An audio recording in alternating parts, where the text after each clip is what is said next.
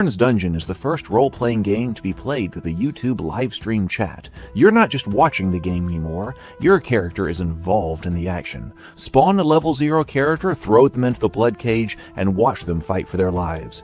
Death is permanent, but survivors can reach level 1 for even greater adventure as the game develops. Here's how to play in under 5 minutes. Step 1. Spawn your character. To play, just type bang spawn, that's ! spawn, in the YouTube livestream chat anytime Zorn's Dungeon is being played live.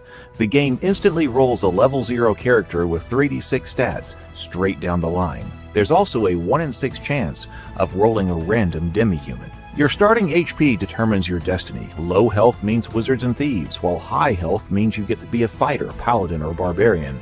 Every character's linked to your YouTube username, so you know which is yours, and we know who's playing.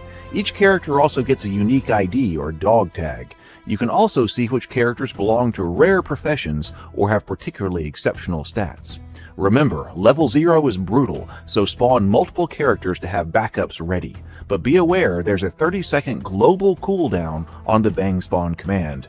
If you don't get in on your first try, just try again. The chatbot will confirm what characters are created in the live stream chat. Step 2. The draft. Newly spawned characters enter the tavern. The only way out for a level 0 character is to be drafted into a 12-person party for the Bloodcage. When it's time to assemble a party, the system drafts in this priority. 1. Super VIPs, which the Game Master reserves for special guests or situations. 2. VIPs. Channel members get free VIP status once a month, and anyone can send in super chats to make one of their characters a VIP. Super chats with a specific dog tag attached guarantee that character will receive VIP status. Otherwise, the system will choose one of your characters at random. Gifting memberships also gets you and the person gifted a VIP character. 3. Active chatters. If you've commented in the live stream chat within the last hour, you get priority right behind VIPs. So if you're watching, participate in the chat to make it more likely that your character will get in on the fight. 4. The general pool. If there are still draft spaces left, then they're open to anyone else in the tavern. Yes, even if you're offline, your tavern characters are at risk and may be drafted. Note that the draft prioritizes having as many different players as possible in the party, so you usually won't have 2 of your own characters in the same cage. Step 3. Into the Bloodcage. Once the party forms, the doors open, monsters spawn, and the auto battle begins. You get to sit back and watch the bloody drama unfold. As the cage takes damage and the blood bar fills, Zorn might intervene. At 33% health loss, he might order his goblin archers to loose a volley into the heroes, or later drop a gore strider behind your lines if you're having too easy a time. And for the crunch lovers, combat, movement, spells, and all other rules are handled by the Hacked Edge game system, our custom rule set based on old school essentials. Step 4. Triage and leveling. When the dust settles, surviving PCs are hauled up to the winch room. If a character was knocked unconscious, they only survive if they have teammates still standing at the end. Otherwise, the monsters put them to the sword. Survivors earn a blood drop next to their name to indicate they lived through the ordeal. Once in the winch room, goblin medics attempt to heal individual wounds, restoring 1 HP per wound per success. Then the fairy checks HP. Anyone with enough HP to reach level 1 gets promoted, receives their class, and gets a free, full restoration of HP and spells. This is the only free magical healing in the game. Level 1 characters also earn the right to have a name. Type bang name dog tag new name in the chat to name them, or rename them on zornsdungeon.com. Step 5. Rest and return. Finally, characters are sorted to their next location. First, all dead characters are sent to the graveyard. It's their final resting place. Those characters who are still wounded are sent to the infirmary. There, wounds and spells heal in real time according to the Hacked Edge rules, meaning severe injuries may take several actual 24-hour days to recover. To keep playing, bang spawn more characters to have them ready to go. Healthy characters are sent to the stable to safely rest. They have earned their reprieve. Want to send a character back into the action and perhaps earn a second blood drop? Just move the character you want from the stable back to the tavern. You can do this at zornsdungeon.com or by typing bang T for tavern plus the dog tag of the character you want to move in the chat. You can check rosters, locations, and all of our leaderboards, tracking boss kills, maximum damage, highest XP, anytime at zornsdungeon.com/tavern. Alright, that's all you need to know to get playing Zorn's Dungeon on the live stream. Get your bang spawn ready, and we'll see you in the cage.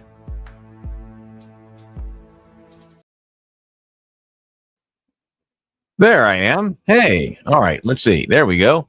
And yeah, there I am. Okay. Hey, everybody. Welcome, welcome, welcome to Zorn's Dungeon. It is so great to have you here.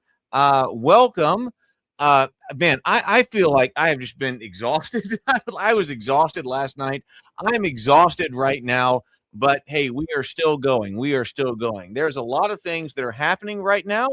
And I did a lot of work on the game over the past, 24 hours since we were last live. I've got a change log for us that is going to explain the changes. By the way, I would say I had stopped talking about, like, when do we get to version 1 of the game? The mic sounds really good. Oh, well, that's good. Let me make sure. That means that I'm probably talking through the right mic tonight. Let's see. Yes. Okay. So I'm sounding good. Okay. Sometimes I forget and I end up going through some other mic. Okay. Let's see. So, it has been crazy. I actually thought about calling it off. Actually, I thought about calling it off, but I'm not. This was about noon today. I was like, man, I'm exhausted. But then I was working on it all afternoon, about noon to about 6. And I said, okay, we're going tonight. But what I was saying is that I had basically decided to not talk about when do we get to version 1 of the game? When do we get to version 1 of the game? I was talking about that a lot quite early, but I'm not talking about that quite so much right now because it seems like we've needed to add so many things. And I think we're getting to a much better version of the game. But even after last night, I saw things and I was like, I got to fix things. We got a lot of things to fix. So this is still play testing. My tentative goal right now is to get the game to version 1 by September. And I have something special that I want to start when we hit version 1. And I'm tentatively thinking that in September. This is tentative. This is just what I'm thinking. When we hit version 1, there's something special I want to start doing. And probably we're just going to have the Bloodcage because I have not been able. There are other things that I want to implement.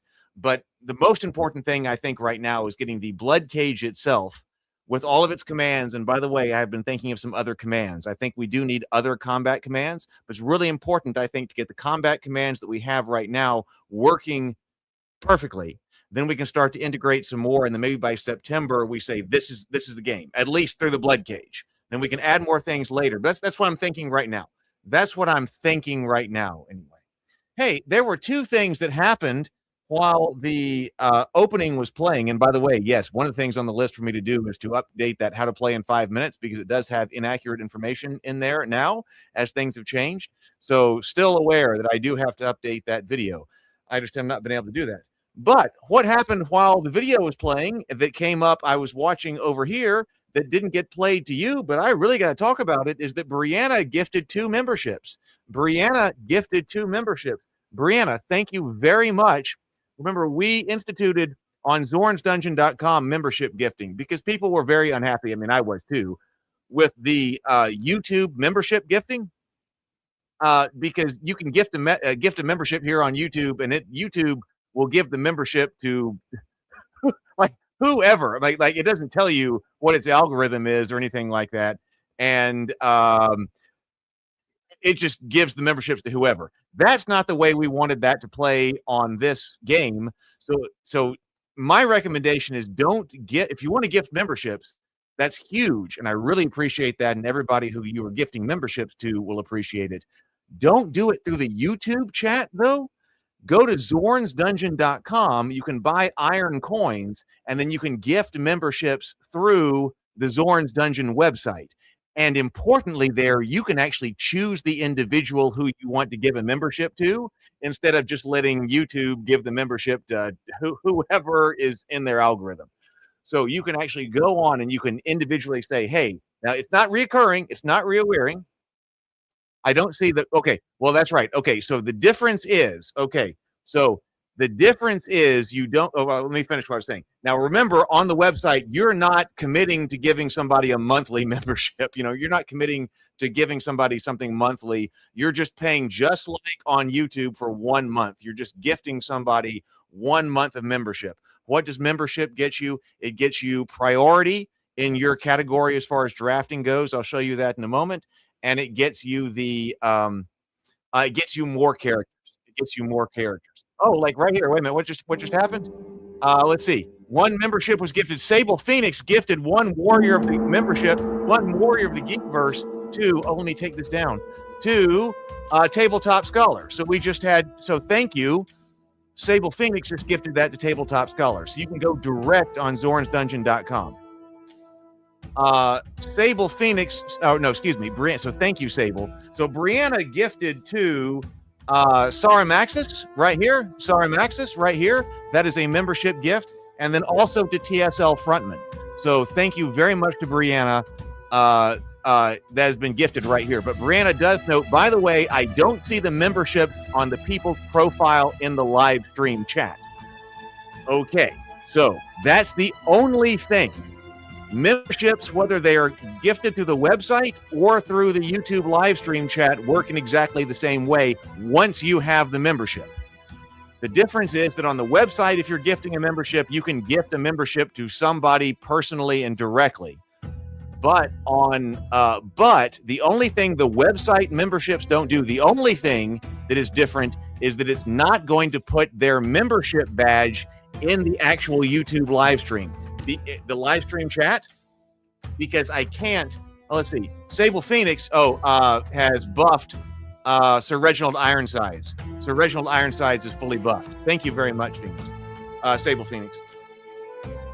Because I can't write back to YouTube's database. I keep a parallel database with all of YouTube's information, so you will still see the membership icon. The new member icon is the Ravenkeep badge right here, the shield. That will show up on the stream and in the Bloodcage, any place that player's name shows up. But the only place it will not show up is in the YouTube actual chat feed. Okay, so I can't do that because I just can't. I can't write to their database, but I can take information from their database, maintain my own parallel database, let you gift a membership. You get that person gets everything that you get if you're through the YouTube membership program, except for the actual badge, the badge on the actual YouTube live stream chat. Does that make sense? Does that make sense?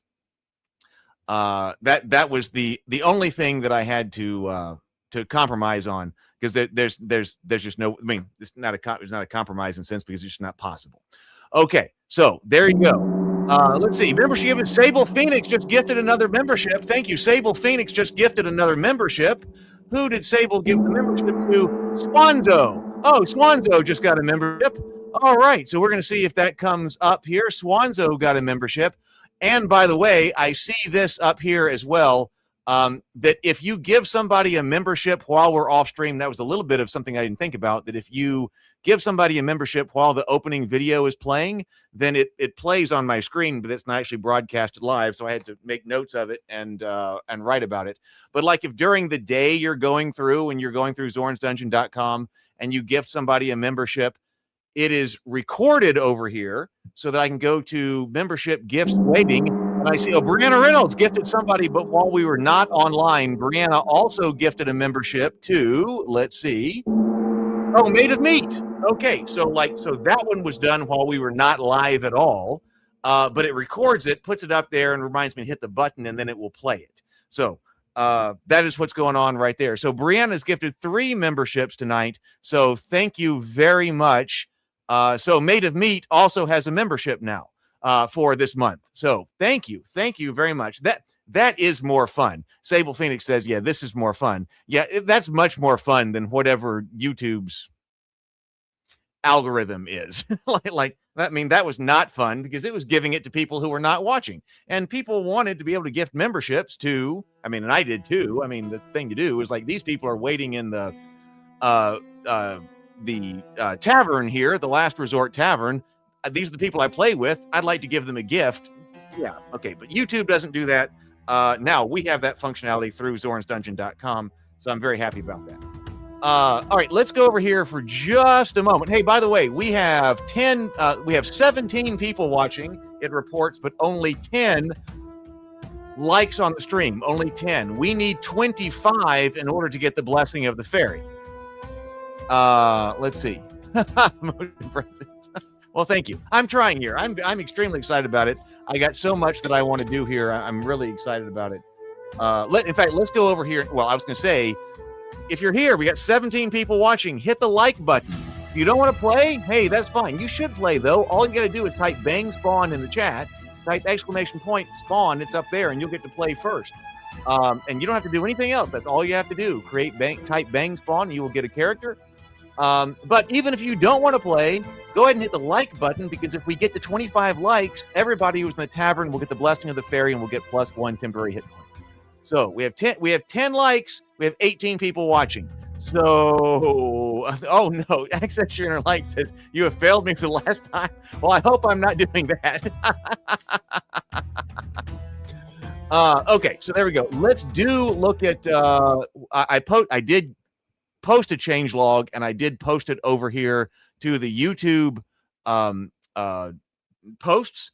Probably nobody sees that, but I posted on zornsdungeon.com. The change log is always on zornsdungeon.com when I post it. If you're logged in there, you can look at the change log, and then I try almost every day to also cross post it over here to YouTube.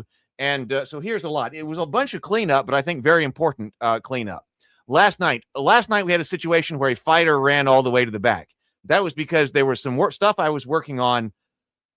I can go into it, but it seems like we know what actually causes player death. And one of the things is getting way too far out of in front of the line.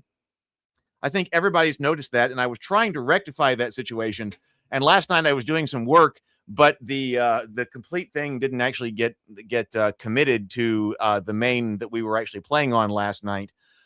And so we had a fighter who just ran all the way to the back, which was not what I was trying to do. What I was trying to do was say that, hey, if you have a fighter who is out front, then they can make their attack, and then they should be able to move back to get back within their line and get to a better defensive position. I didn't mean all the way to the back of the Bloodcage, but that's what happened. But be aware that frontline fighters should, I always say should, because I say we're still in a testing phase, but frontline fighters should hold the line. Fighters, paladins, knights, and dwarves should cap. Well, I know I'm trying to get that. I'm trying to get more. That's what I was trying to do last time. I mean, I'm trying to increase the autoplay mode. If you're on Bang Fight, we did, Dave. Yes. So fighters, paladins, knights, and dwarves cap how far they reposition after attacking, and will step back into the line when they get out ahead of the party. But they're going to stand their ground when wounded instead of falling back. Should be. I mean, that was definitely an error last time. I think it was a fighter, but if it wasn't a fighter, it was a fighter type who just buggered out completely and should not have done that. Spellcasters give ground in shorter steps. A caster keeping a clear line of fire repositions now near its allies rather than walking into the arena wall. Walking to the arena wall, and holds its position more often in the first round. A character that advances without reaching an enemy pulls up at the party's front line instead of ending its move all out and front alone. Viewer orders, as always. That was Meat Shield. Yeah, the Paladin Meat Shield ran all the way to the back. But viewer orders are unaffected. And by the way, I think we need more viewer orders. I think we need more orders. We need to get these orders that we've got nailed down, but I think we need more orders in order to actually make the game, dare I say, actually a sport. I mean, can I say that? Dare I say, we had only autoplay when we started, but if we want to move the game, instead of moving deeper into different kinds of stages immediately, I'm talking about other things other than the Bloodcage immediately, what if, this is what I'm thinking about right now, we nail down the orders, we create some more orders to make it more of a sport. So I'm thinking about that. Let's see. The party presses the kill. Characters weigh finishing a bloodied monster more heavily and will join an ally already fighting one. You should see that more often. Sable was on this. Arrow Storm should now report hits like any other blow. because it was not doing that. All of the calculation and reductions in hit points was all correct, but the Arrow Storm was not correctly reporting everything. So like a ward names the temporary hit points it spends. A helmet turning shot is announced. A hero felled by an arrow gets the standard death call. Evaded shots, which it should have been before. But yeah, there was an error that the Bloodcage, the Jumbotron, that's what I call it. I called it the Jumbotron when the big screen comes up and you're reporting this. Dave says, if this is a sport, why am I getting fatter? Man, I remember there was some cartoon. Man, what was it? It might have been a Garfield cartoon where one guy was looking at another guy and he was like, look, I know what the problem is. He's like looking at his foot. And he's like, I know what the problem is. You've got athlete's foot. And then the guy just like absolutely dances and jumps up. He's like, yes, yes, yes, yes. And they're like, what? And he says, I told you putt-putt golf was a sport. I told you putt-putt golf was a sport. That's what that reminds me of. So Arrow Storm should name things more like all of the other Jumbotron that comes up, including temporary hit points, reading out on impact, not during the attacker's wind-up. Monsters, and I've seen this a couple of times, and people are more concerned legitimately about when a PC does something they think is kind of stupid, other than when a monster does something stupid. But I had seen a few times that monsters, like particularly the White Ape, who are carrying a thrown weapon, will stop at throwing range, or not stop the way it was. They would not stop at throwing range, and would sometimes those White Apes would would not throw their boulder and would advance to get in the face of somebody with a double move. But since they had made a double move, they don't get to attack. I never saw anybody complain about that, but I was like, why are these apes making this double move and not throwing? So monsters carrying a thrown weapon now have additional checks to see if they are in range with a boulder, right? So monsters carrying a thrown weapon will stop at throwing range instead of running into arm's reach and arriving with no action left. Pushing through the formation to find a clear lane no longer spins the throw itself. Wait a minute. What happened to I thought there should have been something about the holy water throw.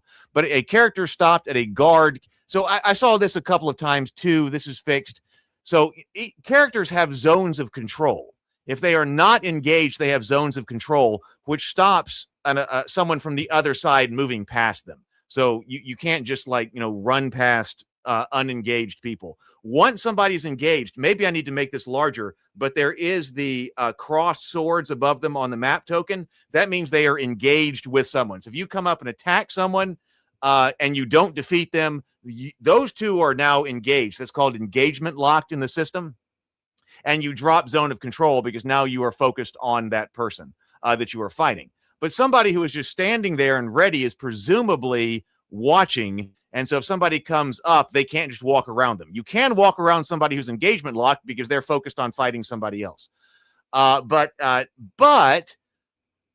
character who is now stopped by the zone of control doesn't necessarily have to attack the person they were stopped by if their original target is within range. And I saw that several times, like over the past a couple of nights, but I didn't get to it until now, where like someone goes, especially like AOA goes to White Ape, they step up to the White Ape, they are stopped by the zone of control by, for instance, a goblin.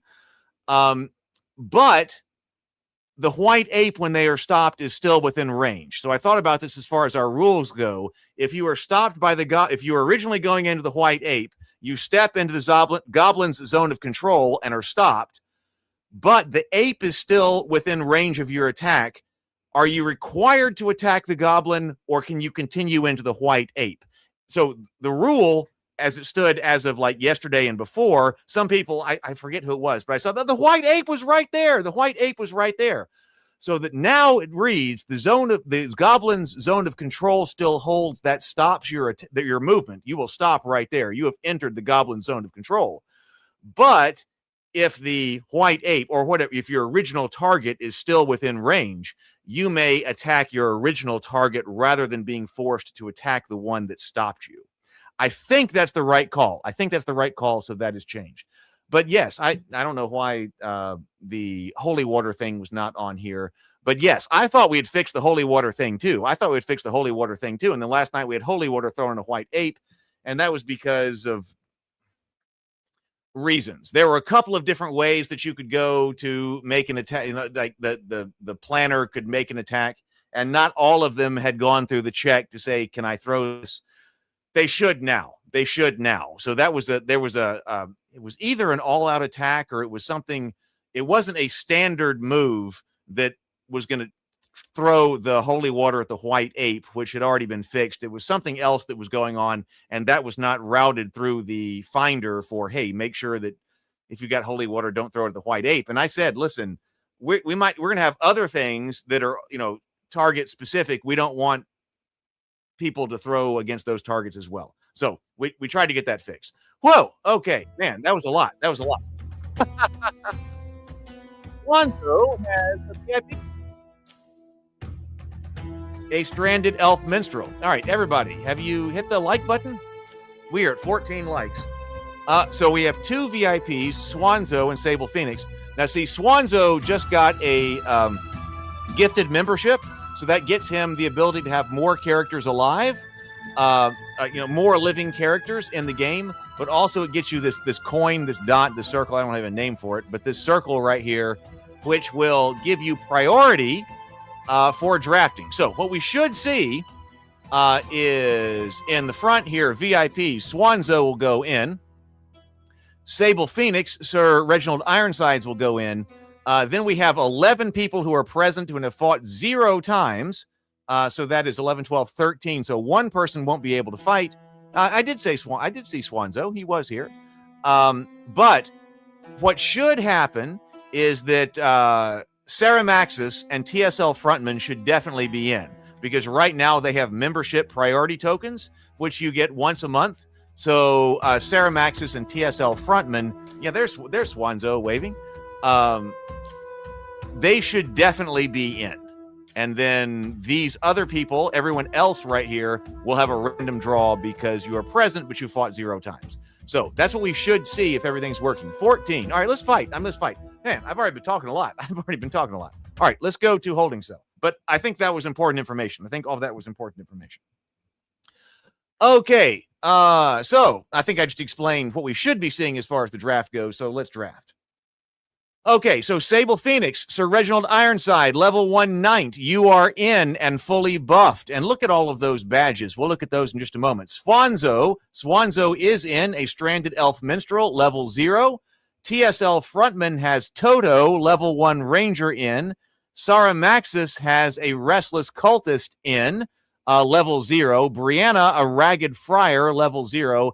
SKD Fish, Ol One-Legged Eileen is in, level 1. Dave No F's, a squinting town militia, you are in.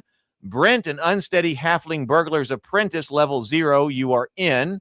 Courtney, very nicely, level 1 elf, you are in. We're now accepting super chats to buff your character $2 or $1.99 for the +2 temporary hit points, the next $1.99 for +1 damage, the next $1.99 for +2 saves. We will fight in a minute and 35 seconds. Kyle, an untested burglar, you are in, level 1. Brad Henry, Blackthorn, level 1 paladin. Mrs. Dave, a ragged friar. So we are looking at 7 level 0 characters. 7 level 0 characters are in here. 5 level 1 characters. Average level 0.4. Total HP 60. Well, that's nice. 60 total HP in the party. That's nice. Average HP of 5. Nice. Okay. So now, so Sable Phoenix, this is Sir Reginald Ironsides. He has most boss kills, number 1. He has, well, let's see. Can I look at these up here? Most kills, number 1. Most damage dealt, number 1. Fell-handed, number 2. And was an MVP of the cage on July 27th. And by the way, this afternoon for about 3 hours, I was working on cutting clips of the show to use to get out on YouTube to advertise what we're doing and, let other people know what we're doing. Hey, watch this clip of one of the fights rather than, hey, watch this 2-hour live stream. For people who don't know what we're doing, I had been cutting MVP clips, so those are going to come out start coming out maybe as early as tomorrow, but shortly they will be coming out. So the cages that produced MVPs will be clipped and will be coming out on the YouTube channel soon. Sable Phoenix has great odds of getting out, 79% chance of getting out. SKD Fish, one leg Irene, 4 blood cages already. Survival chance 70%. Oh, Dave, Squinting Town Militia, 26% chance. Courtney, very nicely, 85% chance. Now we're getting some better odds, things that are high, things that are low. I did go in and there were some issues with the odds, some odds things that I tried to fix like a week ago or something. So we should be getting a better odds calculation. Kyle, an untested burglar, 22% chance of getting out. Mrs. Dave, a ragged friar, 29% chance of getting out. All right, let's play. Let's play. Let's go. It is time to go. It is time to go. All right. Combat commands. Right now, we still have AOA, bang AOA. That goes all-out attack. That increases your attack power but reduces defense, and your shields are useless. Bang AOD, all-out defense. Sacrifices movement and attacks for additional defense. Bang hold, you will not move, but you will attack monsters that are within range. But if there is no action that you take and the character is later attacked, you will be treated as if you were on AOD because you did give up your movement and your attack. Bang run, you will run for your life. Try to disengage from monsters. You do have to roll to disengage from combat, from engagement lock, like I was talking there. So it's not guaranteed. If you're engagement locked with a monster, it's not guaranteed you can run away, but you will try to get away. There is ultimately no escape from the blood cage, but bang run will get you as far away from the monsters, assuming you can get out of engagement lock, if you are engagement locked, as possible. Bang fight, that returns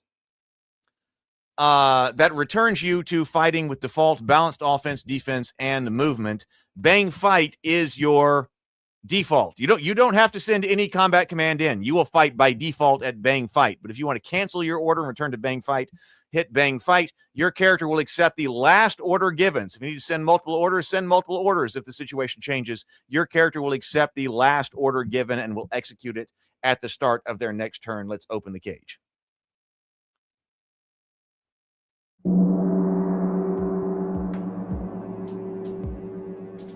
All right, 17 monsters, 2 white apes. Dave, a Squinting Town Militia, front line. Brad, Blackthorn, front line. Sable Phoenix, a Reginald Ironside, front line.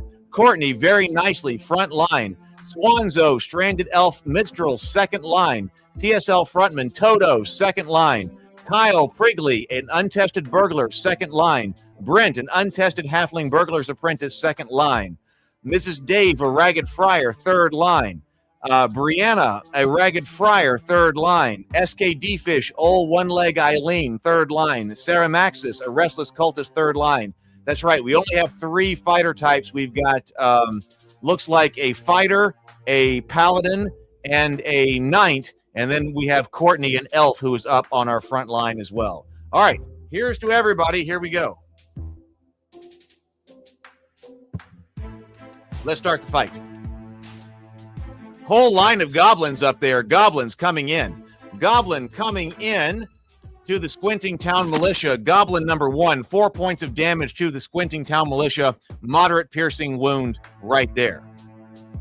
Stranded Elf Minstrel Swanzo, looking at this goblin that has come up, going to be able to shoot Firebolt. Goblins burn for 2 points of damage. Minor fire wound right there. Okay, Ragged Friar goes AOA. Ragged Friar is going AOA. Let's see, looking at this goblin. Yes, coming up into the goblin's flank right there. Ragged Friar into the goblin's flank. 6 points of damage, major bludgeoning wound. Brianna's Ragged Friar AOA into goblin number 1. Okay, Cave Imp. Cave Imp targets Ragged Friar. Now the Ragged Friar is going to take some attacks. 3 points of damage, 1 turned aside, 2 taken as injury, a minor slashing wound. Goblin, now, also looking at Ragged Friar, coming up into, impales him, or impales her, Brianna, impales Brianna with a crude spear, drops Brianna, the Ragged Friar, to -2 HP right there.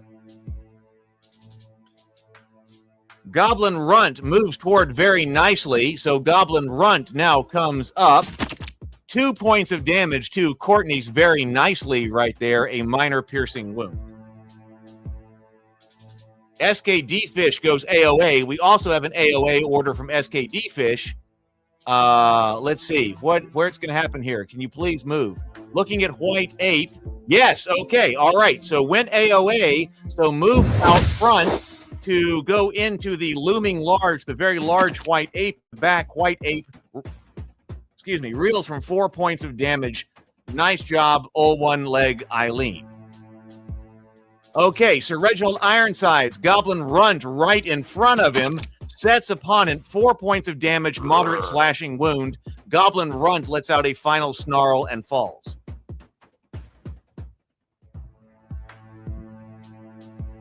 All right, Goblin Runt now looking at old one-leg Eileen. Oh no, Goblin Runt coming in, 4 points of damage, moderate piercing wound. Oh my God, drops SKD Fish's one-legged Eileen. One F in the chat, old one-leg Eileen, hero of 4 blood cages, has fallen, 4-point minor piercing wound.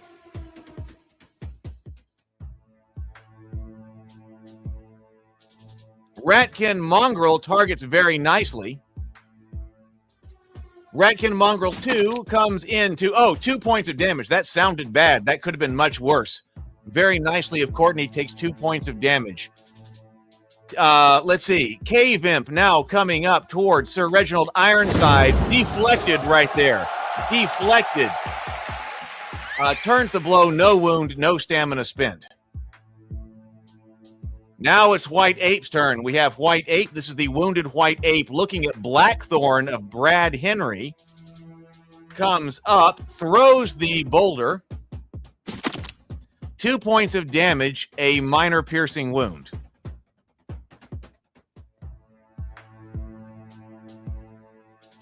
Ratkin Mongrel looking at a Squinting Town Militia.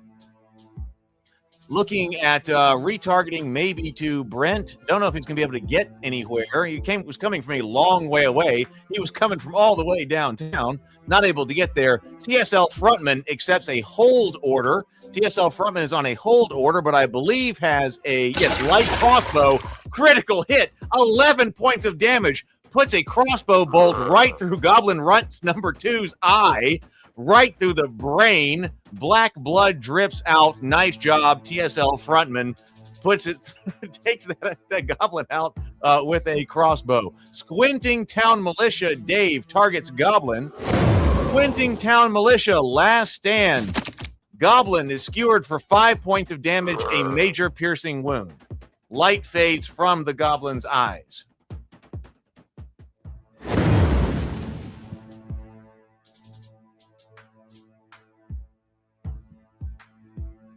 Restless Cultist, Staramaxis targets White Ape. White Ape is tall. Retargets the Ratkin Mongrel. Has poison spray, shorter range. Makes sense. Goes to Ratkin Mongrel. Staramaxis takes down Ratkin Mongrel with poison spray. Unsteady Halfling goes AOA. The Halfling of Brent is going AOA. We got a Halfling going AOA. Looking at this White Ape, don't think he's going to be able to get all the way to the White Ape. Going to have to retarget instead. Comes into Cave Imp number 1. Gets up there, but goes 6 points of damage to Cave Imp number 1. Cave Imp number 1 drops. Goes down permanently. All right, Zorn holds. The archers stand down. No, actually, no archers this time. No arrows. 10 PCs to 11 monsters. Goblin Runt targets the unsteady Halfling's Apprentice. Comes in with a rusty shiv. No wounds, 2 stamina point spends only. Eileen moved so far up to target the White Ape because she was on the 3rd row, and you can't see through 2 lines of your own foes. Your own allies. You can't see through 2 of your own allies. You can see through 1 of your allies. We can talk, but she can't move. She can't see through 2 rows, so she had to move around. So she did what she was supposed to do. She wanted to go AOA. She moved to get the line of sight. Untested Burglar. goes into Cave Imp. 4 points of damage, moderate bludgeoning wound. Death claims the Cave Imp.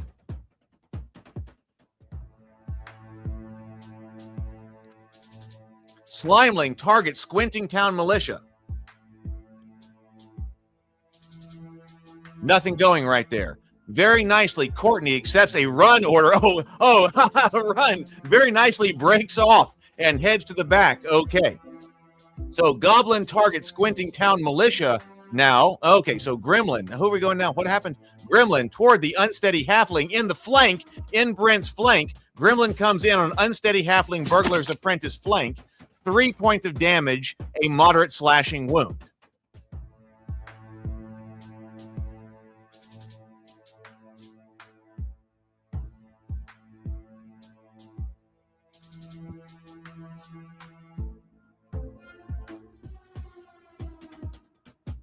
Squinting Town Militia takes a Kobold's Dart, 2 points of damage, minor piercing wound. Squinting Town Militia fades into darkness, but refuses to die. Dave's Squinting Town Militia is down, but not yet dead. Zorn signals to ready the portcullis. Will we have goblins? Will the goblins raise the portcullis and put some monsters in behind us? It's 9 PCs to 10 monsters. This is a tight fight. White Ape also looking at this halfling that is in front of us. Oh no, only 1 point of damage. Struck for 3 points of damage, moderate bludgeoning wound. An Unsteady Halfling Burglar's Apprentice is cut down instantly.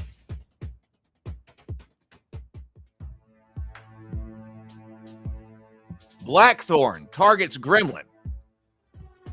Blackthorn coming into Gremlin should have no problem with this. 3 points of damage, moderate bludgeoning wound. Drops with the Warhammer right there, the blunt end of the Warhammer into the Gremlin.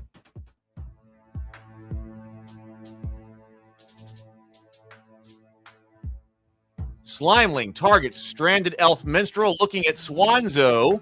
Is he going to be able to get there? No. Slimeling backs up. 8 PCs to 9 monsters. Round number 2. The initiative deck is reshuffled. We're back at the top of initiative right here. Goblin comes into Blackthorn. Brad Henry, 2 points of damage. Goblin targets Sir Reginald Ironsides. Goblin number 3, deflected. Nice job, Sable Phoenix. Sable Phoenix, Sir Reginald Ironsides holds it right there, just like he should be doing. 8 PCs to 9. A Ragged Friar, this is Mrs. Dave, goes AOD, taking AOD. Toto, now, also, I believe, on a hold order still, but can use the light crossbow going into Goblin number 3. 5 points of damage. Nice job, Toto. Sniping everyone down with the light crossbow. Goblin Runt targets Toto. Okay, but looks like he might be intercepted. Yes, so intercepted by Reginald Ironside's zone of control, and Reginald Ironsides absorbs it on a Fated Blessing. 1 temporary hit point gone. Stranded Elf Minstrel fires at Goblin Runt. Goblin Runt is going to take some Firebolt right here. Rock for 4 points of damage, moderate fire and wound. The Goblin Runt hits the stone and doesn't rise.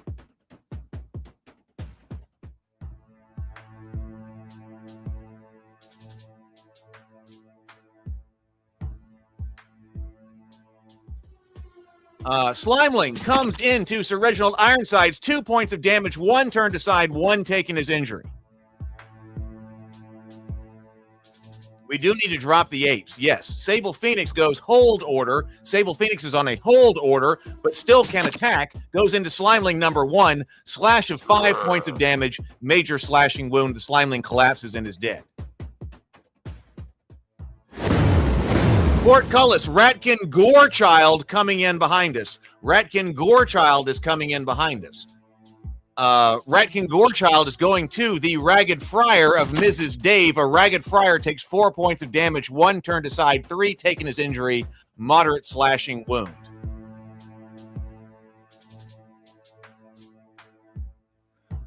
Untested Burglar. This is Kyle coming up to Goblin. Let's see. Goblin is hit for 2 points of damage, minor bludgeoning wound with a club. Goblin is still up. He's kind of shocked by the attack, but still coming up. White Ape number 2 coming in Sir Reginald Ironsides. Critical hit. His half helm cracks and sheds. A near miss with death. Sir Ironsides is left staggered. Oh no! Sir Reginald Ironside takes another point of damage. I think that was damage that got through the helmet right there, because the White Ape is now coming again for 4 points of damage. Sir Reginald Ironside takes 4 points of damage. I think that, they say Sable might be going something else. Let's see. White Ape is coming into Untested Burglar. Critical hit, expert precision. An untested burglar is rocked for 10 points of damage. Grievous bludgeoning wound. An untested burglar drops. Eyes go dark, and it is over. 7 PCs to 7 monsters. This continues to be a tight fight. Kobold comes into Blackthorn. 1 point of damage. Brad Henry, only 1 point of damage. Okay, so very nicely accepts a hold order. Courtney is going hold. Looking at the White Ape, yes. Going to cast Ray of Frost from the back. Only 1 point of damage, though. Only 1 point of damage. The ape is chilled. Movement is cut. So nice job running back, now holding to be able to use spells from the back line. Blackthorn, last stand. 7 points of damage to a goblin, a tremendous bludgeoning wound. The goblin goes down permanently.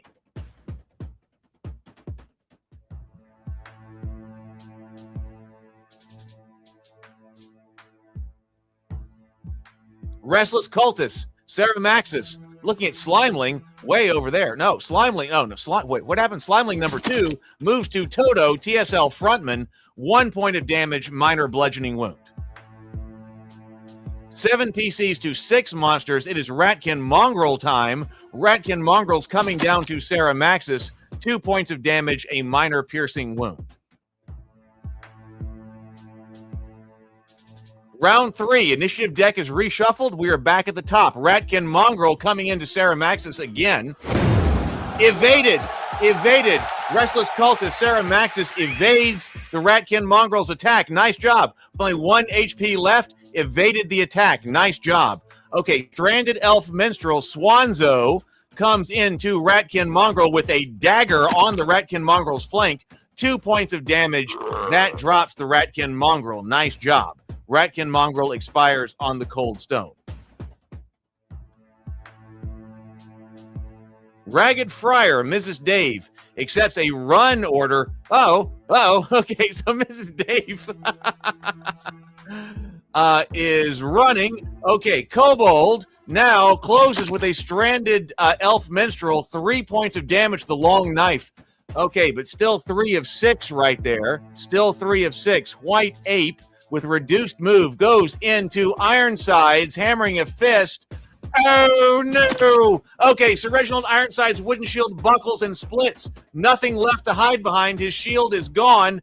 Oh, coming in again. White Ape comes in again on the flank. Critical hit.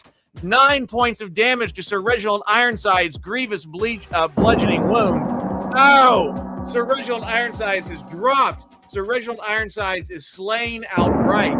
Oh my God, F in the chat, everyone, F in the chat. Sir Reginald Ironsides, level 1 Knight of Sable Phoenix has fallen.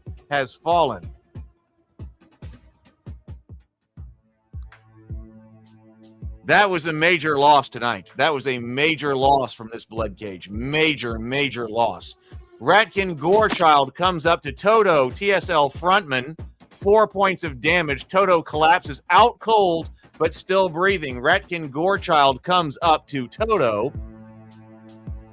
Restless Cultist Ceramaxis accepts a fight order, going fight, and does have this kobold right in front of him, casting poison spray at this kobold in the flank. Take him down. Take only 1 point of damage. Only 1 point of damage to that kobold right there.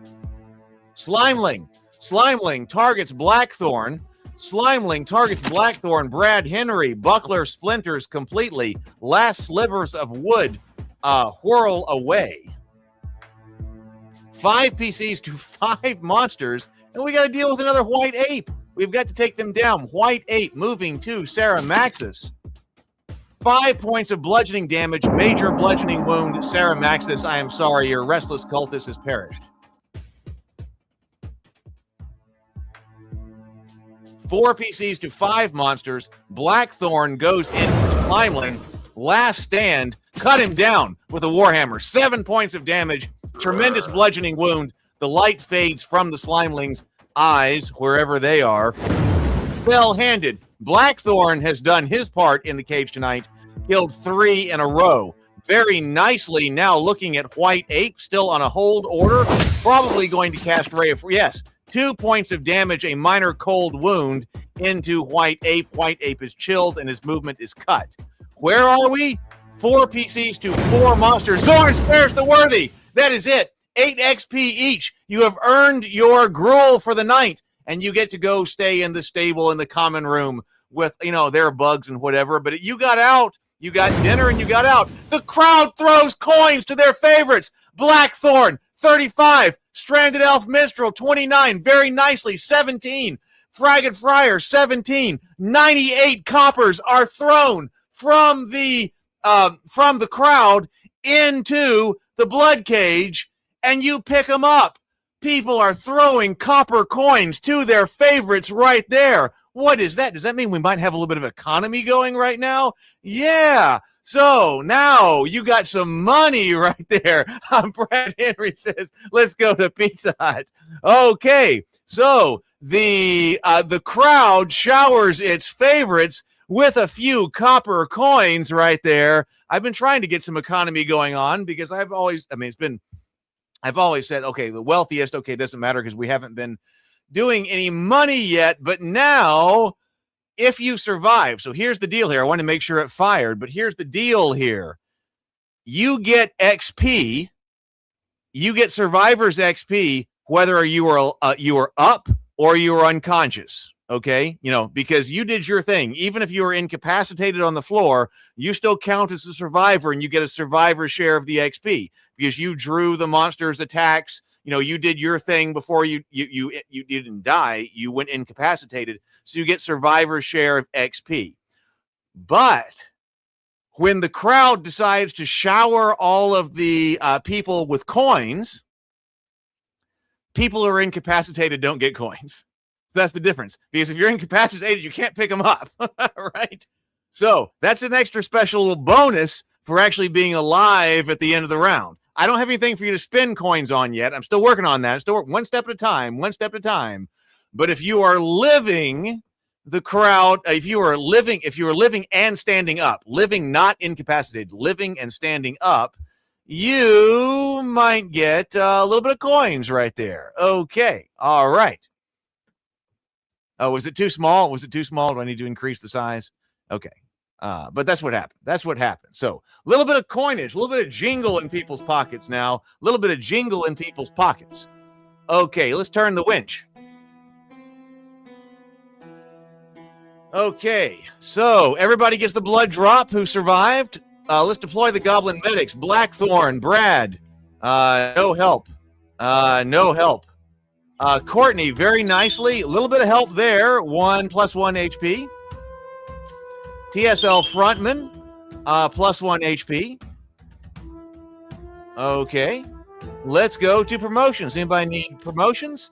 A Stranded Elf Minstrel, Swanzo, level 1 elf. Nice job, Swanzo.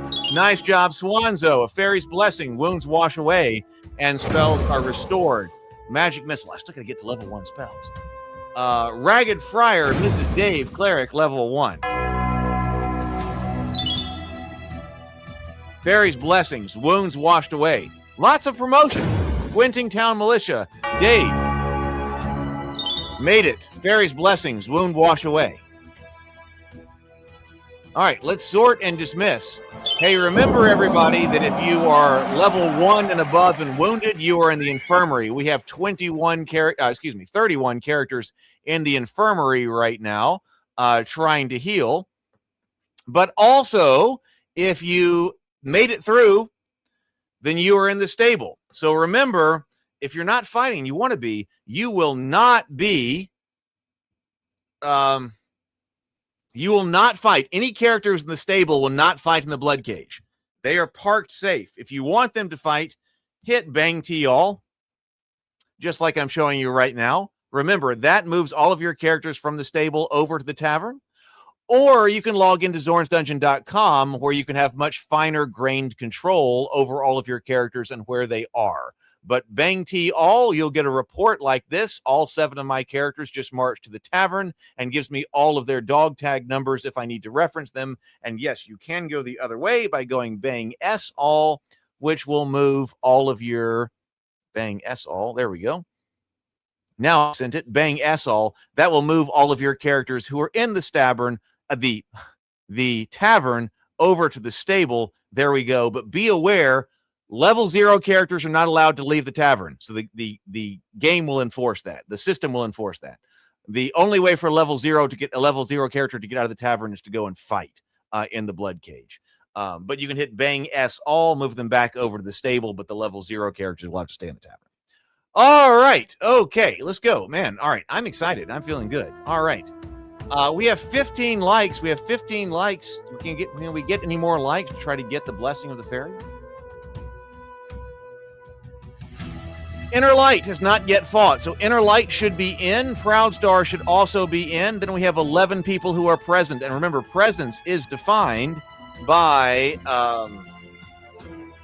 have you said something in the chat within the last 35 minutes? If you said something in the chat within the last 35 minutes, then you are counted as present. So if you're here, be sure, even if you have characters in the tavern, be sure to say hi, say something, good luck to everybody, whatever, so that the game knows that you are here in order to draft you. So I'm also expecting right now, because Sarah Maxis has a circle. See, Sarah Maxis, I believe, was, and Swanzo, I forget which one it was, had a VIP. If you have a VIP, you don't have to expend your circle. VIP is different. But so your VIP does not expend a circle. So now we go down to, so I'm expecting Sarah Maxis and Swanzo to fight along with Proud Star and access your Inner Light. Also TSL Frontman with a circle right here, and then we will draw from there. So that's what I'm expecting. 17 likes right now. 17 likes right now. Are we ready to fight? I think we are.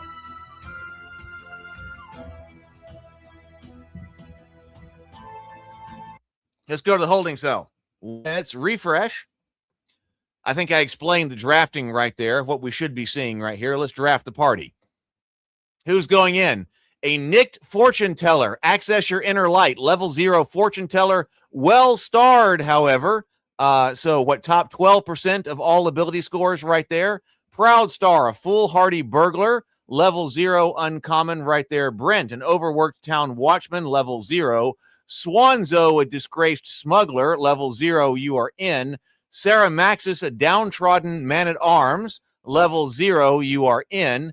TSL Frontman, Sparkle Bottom, hero of 3 blood cages, level 1 mage, you are in. You can now super chat in to buff your characters. We will fight in about 1 minute and 49 seconds. Kyle, a wary elf lore master's apprentice, level 0, you are in. Brianna Reynolds, an unsuspecting merchant's guard, who happens to be Starborn right there. Let's see, top 2% of ability scores. Starborn means top 2% of ability scores. This game does ability scores 3d6 all the way down. So, I mean, that's all there is. This is old school. So, Brianna's merchant guard is in the top 2%. Courtney, not so nicely. Level 1 cleric. Okay, Courtney, not so nicely is in. SKD Fish, stand up, is in. Level 1 character. Is Stray here? Did we just see Stray come by? Yeah. Hey, Stray, welcome. Dave, a jittery temple initiate, you are in. Mrs. Dave, a fugitive smuggler, you are in. Is that the stat order? Old school as well. Strength, int, whiz, con, dex, charisma. Yeah, should be. Let me see if I can bring up a character.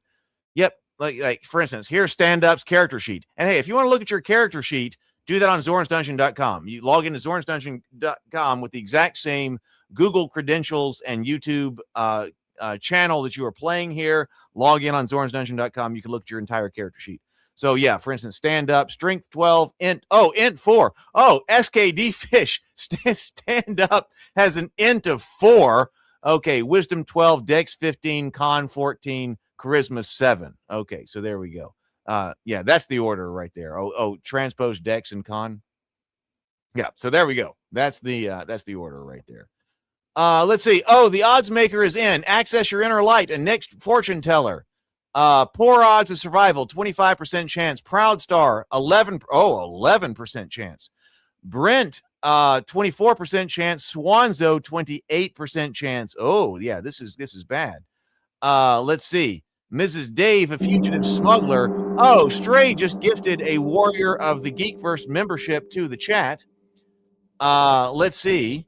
So who gets it? We're gonna find out. Oh, Leak Esner received a Warrior of the Geekverse membership. Thank you very much, Stray. Thank you very much. Hey, Joe Burnitson. Hey, Joe, welcome. Great. Welcome. I'm so glad you found us. Hit bang spawn. Type exclamation point spawn up there. Exclamation point spawn. You can see it at the top of the screen. Hit that, and you'll create a character, and you'll be in next round because it's your first time. So type that in, and you'll be in the next Bloodcage. Come on, fight with us. Love to have you fight with us. So great to have you here. Okay, yeah, we do only have 48 total hit points. We have 9 level 0 characters in here, 3 level 1 characters for an average hit point of 4. Yeah, this is not a very beefy party going into the Bloodcage. Let's go ahead and go. Combat commands: bang AOA, all out attack. Increases attack power but reduces your defense and shields become useless. AOD, all out defense. You will not move and you will not attack, but you will get additional defense. Hold the line. You will not move, but you will attack monsters within range. If you do not take an action, which means you do not fight, you don't do anything else, and you are later attacked, you will be treated as if you were on an AOD. Bang run gets you out of there. That is retreat. Bang fight, that is your default. You do not have to issue orders to your characters because bang fight is the default. That's balanced offense, defense, and movement.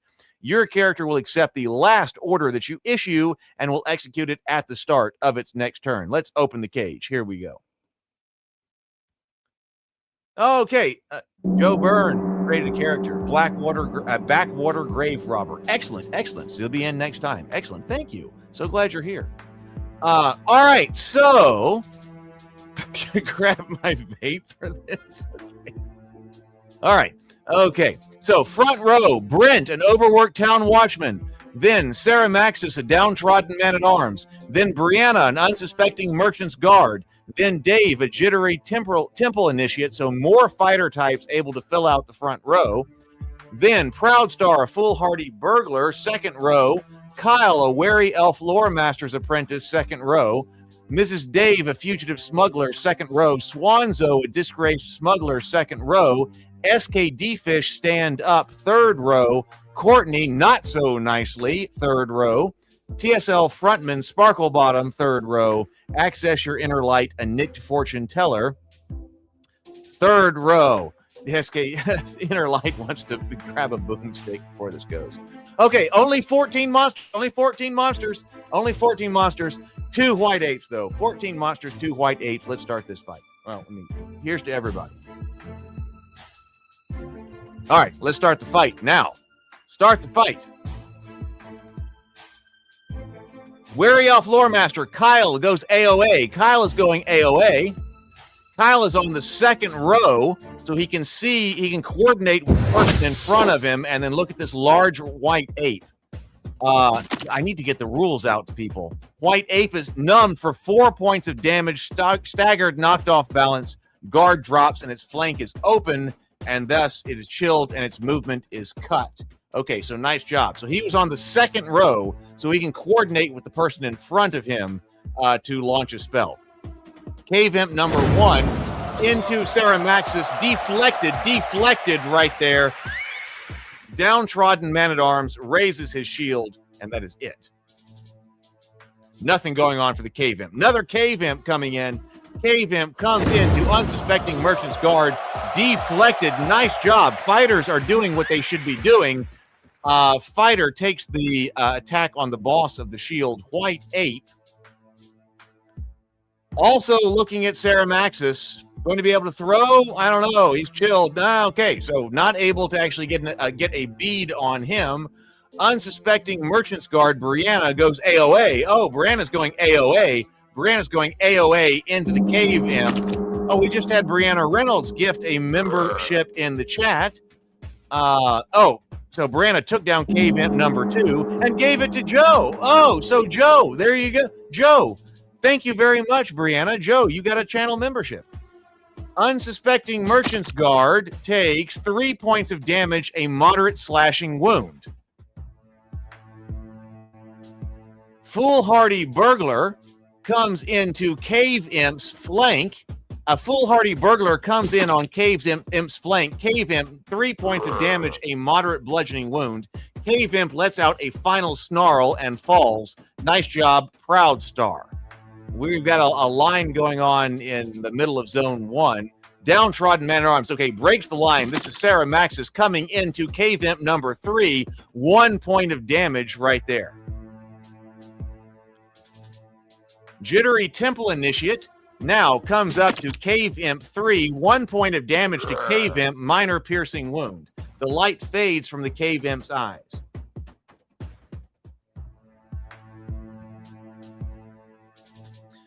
Goblin now targets unsuspecting Merchant's Guard. This is Ceramaxis coming in with a crude spear. 1 point of damage, minor piercing wound only. Okay, we can take that at least. Okay, so now Goblin moves toward unsuspecting Merchant's Guard into Brianna. 1 point of damage, minor piercing wound.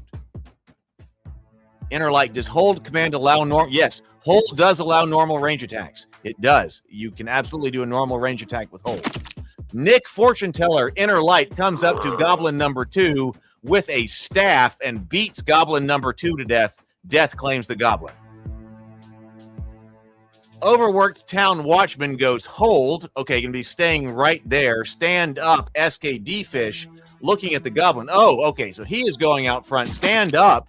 Goes 4 points of damage to Goblin number 1 with a staff, beats him over the head, splits his skull. Goblin number 1 is down. But now standing outside of the line precariously, not so nicely, coming out to help him out, gets trapped by Goblin, was looking for an ape, but hits the zone of control of the Goblin, and the Goblin is struck for 2 points of damage, a minor bludgeoning wound only.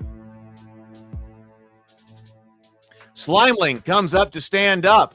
Slimeling goes to stand up, twists with the strike, 1 point of stamina spent, no wound, no wound.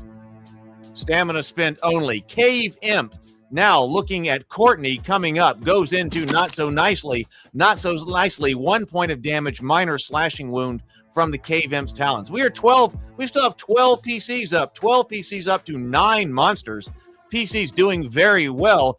Disgraced Smuggler goes into Goblin number 4, rocked by 2 points of damage, minor slashing wound still up. White Ape targets an unsuspecting Merchant's Guard. Brianna probably going to throw. Yes, throws a boulder into Brianna. Oh, 4 points of damage, moderate bludgeoning wound. The unsuspecting Merchant's Guard drops. I am sorry, Brianna. We are now. Zorn readies the archers. A volley is incoming. We have 11 PCs up. Goblin targets not so nicely. Goblin attacks not so nicely. Hit for 2 points of damage. Still 1 of 4. Not so nicely is still up. This is a real melee. 11 PCs to 9 monsters. Ratkin Mongrel now coming into stand-up's flank. Ratkin Mongrel comes in on the flank. 2 points of damage, minor piercing wound only to stand up with SKD Fish. It is Arrow Storm time. Zorn looses the volley. 4 arrows coming in from atop the Bloodcage from the Goblin archers, just to make it interesting, as Zorn thinks. 1 point of damage to Fugitive Smuggler. Overworked Town Watchman steps aside. The shaft passes by and buries itself in the sand of the Bloodcage. Jittery Temple Initiate, 3 points of damage, 1 turned aside, 2 taken as injury. Stand up, dodges. The arrow whistles through the air where his head had been. No damage there. Okay, that could have been much, much worse. Sparkle Bottom, TSL frontman, moving toward White Ape. What's going to happen here? Who is he going to be able to target? No, goes to Cave Imp instead. Right there next to Cave Imp. Sparkle Bottom coming in with a staff into Cave Imp, moderate bludgeoning wound. The Cave Imp staggers, twitches, and falls.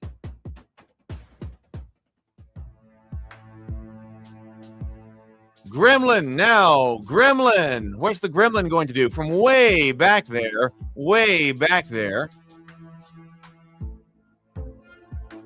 Now, can't do anything. So just moving up. Slimeling. Now, Slimeling targets Not So Nicely. Comes up to Not So Nicely in the flank. This is not good. Pseudopods flailing. 2 points of damage. Minor bludgeoning wound. Courtney passes the death save, laying on the floor unconscious but alive. Fugitive Smuggler goes AOD. Fugitive Smuggler, Mrs. Dave, goes AOD. Round 2. Initiative deck is reshuffled. Initiative deck is reshuffled. Foolhardy burglar moves toward this goblin. 2 points of damage, minor bludgeoning wound. Goblin collapses and is dead.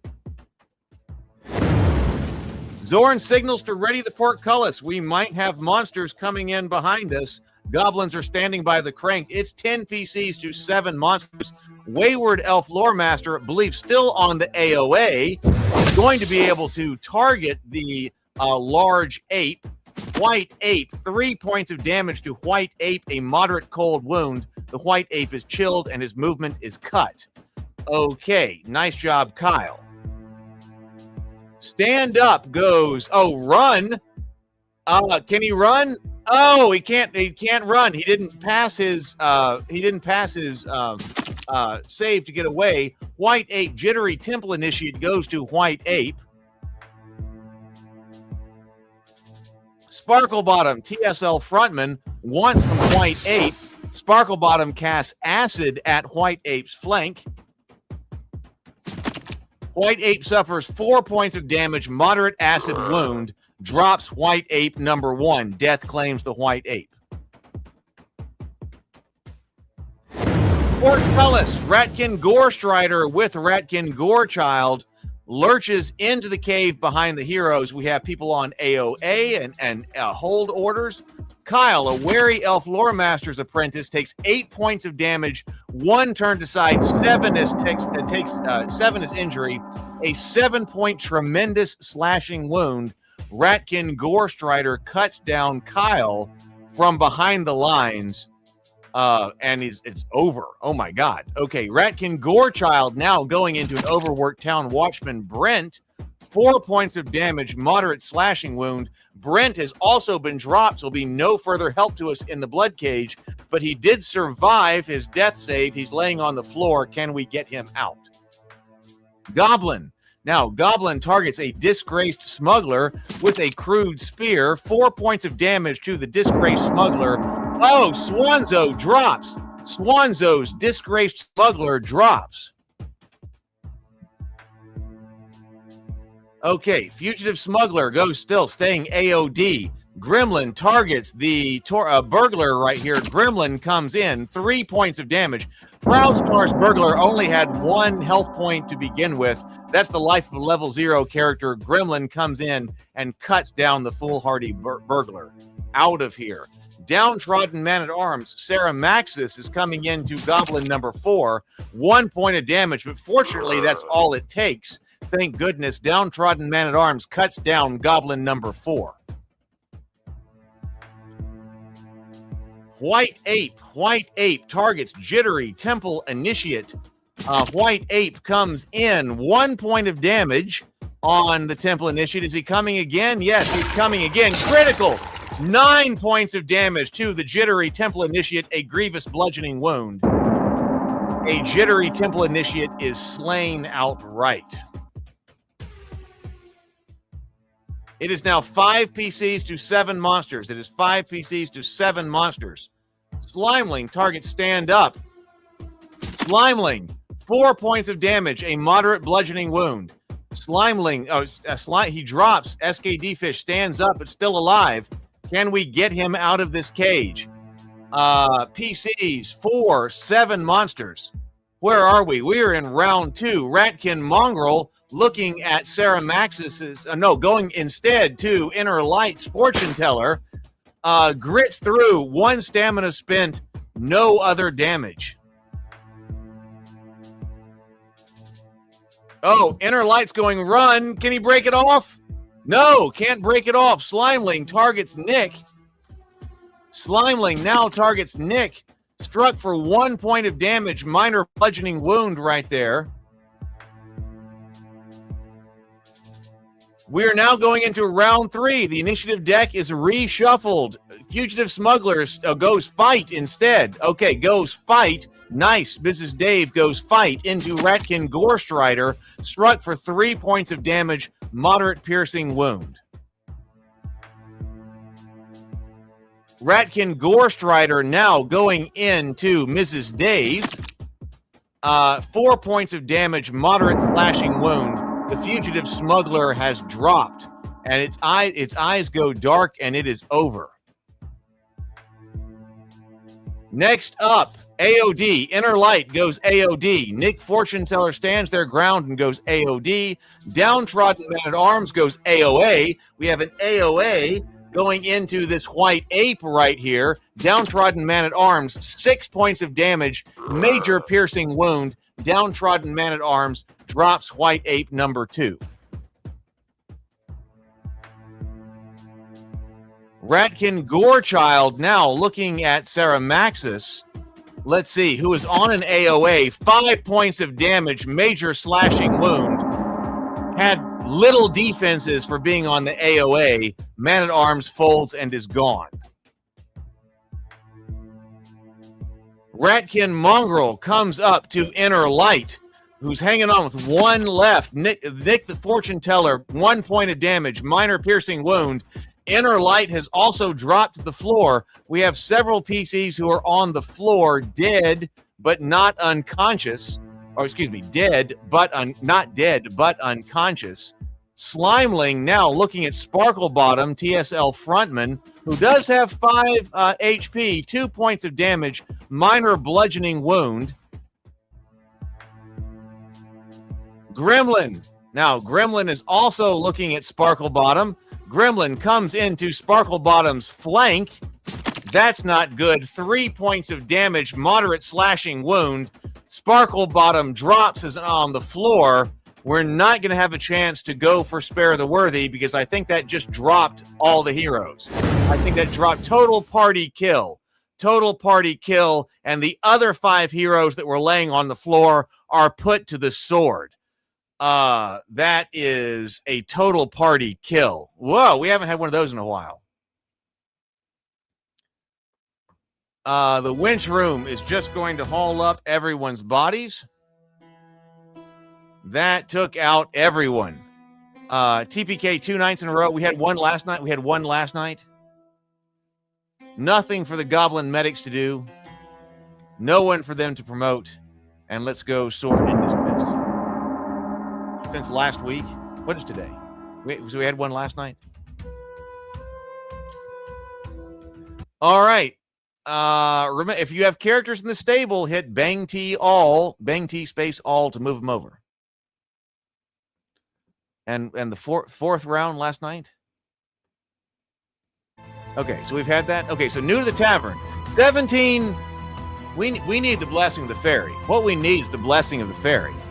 Let's get the blessing of the fairy. Joe Burnetson is in new to the tavern. Stray is here with us now. Then we have Proud Star, Sable Phoenix, Access Your Inner Light. Then we have a bunch of people who have fought 2 times. 1, 2. That's 5, 15. Okay. All right. 17. Let's go to the fairy's gifts. Let's go to the gift of the fairy. That was 2. Hero of the cage, you bled for Zorn in his cruel game, and though you did not break, your gear did. Here, take this. I found it for you. It might have the blood of one less fortunate still on it, but it was all I could find. Use it well to become the hero I know you can be. Brad Henry, Blackthorn, Bloodstained Buckler. Bloodstained Buckler for Brad Henry. Cedric Blackhand, Old Buckler. Right there. All right. A little bit of gear returned. Please do hit the stream. We need to get to 25 likes to get the blessing of the fairy. That'll get everybody a temporary hit point. And we need him to get out of here.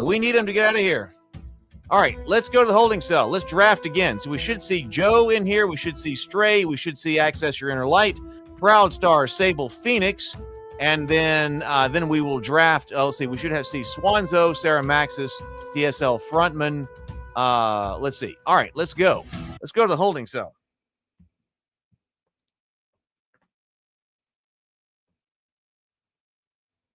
Joe, Backwater Grave Robber.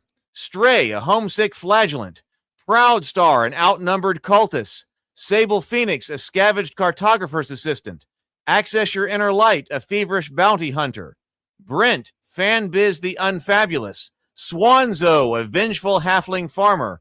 TSL Frontman, Slamwise Blamgy. Mrs. Dave, an errant fortune teller.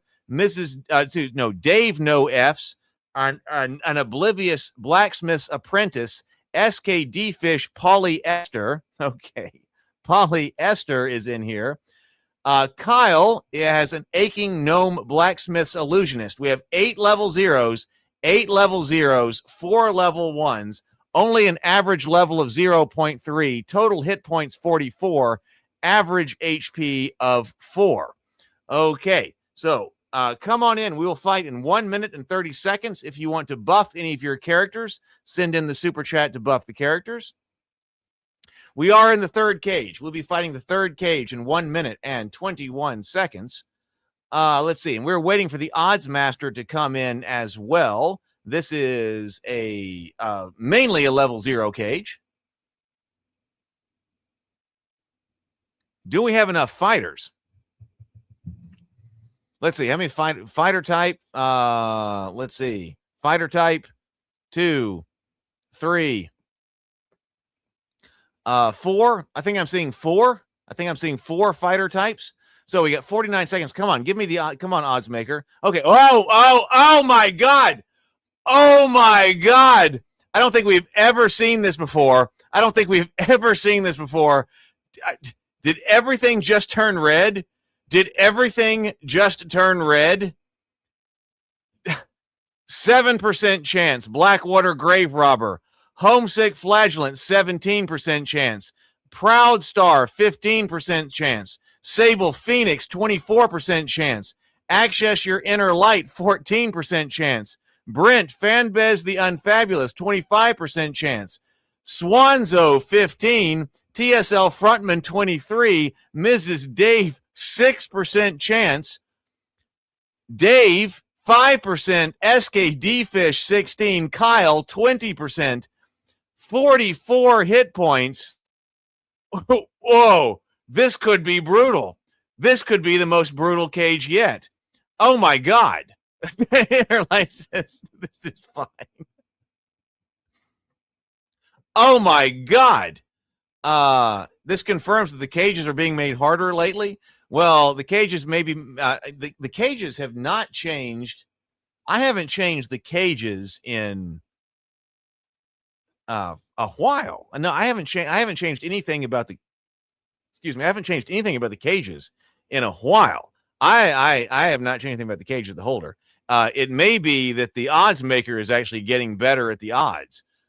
Because I have not changed anything about the monsters or what the draft is in, I think, about 2 weeks. So I think that's that. So we will see.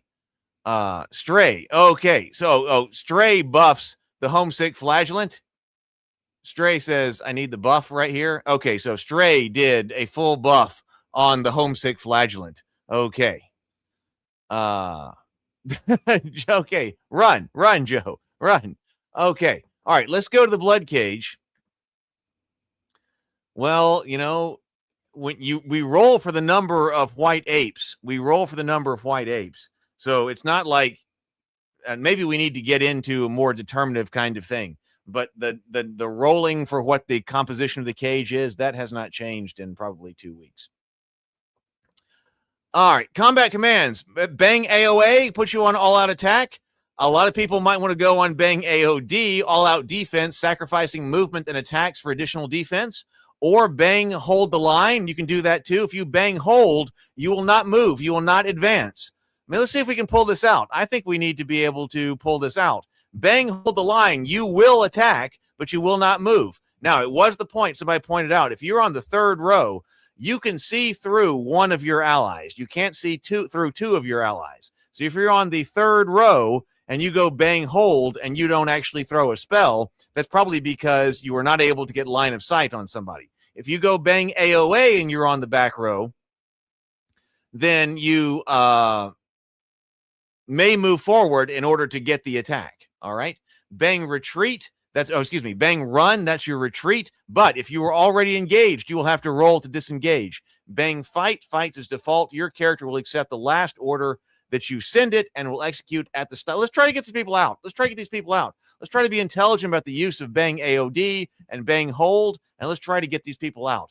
That would be if we play smartly, we should be able to change how the odds come up. You're playing by Bang fight. Okay, only one white ape. 15 monsters. Can we play intelligently and get out of here? Okay, so let's find out. Okay, orders are now being sent. Dave, an oblivious blacksmith's apprentice, front row. TSL frontman, Slamwise Blamji, front row. Inner Light, a feverish bounty hunter, front row. Joe Bernitson, front row with your Blackwater grave robber. Okay. Swanzo, second row, a vengeful halfling farmer. Kyle, an aching gnome apprentice. Stray, a homesick flagellant. SKD Fish polyester, second row. Now, third row is Proud Star, an outnumbered cultist. Then Mrs. Dave, an errant fortune teller. Then lots of fighter types, and we know that lots of mage types, and we know that if the mages are used appropriately, they can cut a lot of things down from behind. Sable Phoenix, scavenged cartographer's assistant. Then Brent, Fanbiz, did I say, how many times have I almost said amphibians? Okay, so Brent. But remember, you don't actually know what you're going to draw until you walk in. The odds master is looking at all possible cages. The odds master doesn't compute this cage. The odds master computes all possible cages that you could go through. So it's possible that when you actually walk in, you get a lighter cage. The odds master doesn't know exactly the composition of the cage you're going to be fighting. Just overall, if we did this 100 times, what's it like? So we might have drawn a lighter cage. All right, so let's try to play intelligently and get people out of here. Let's do this. Let's play intelligently and get people out of here. Here's to everybody. Everybody, send in your orders, and your order will be executed on the first turn that you draw.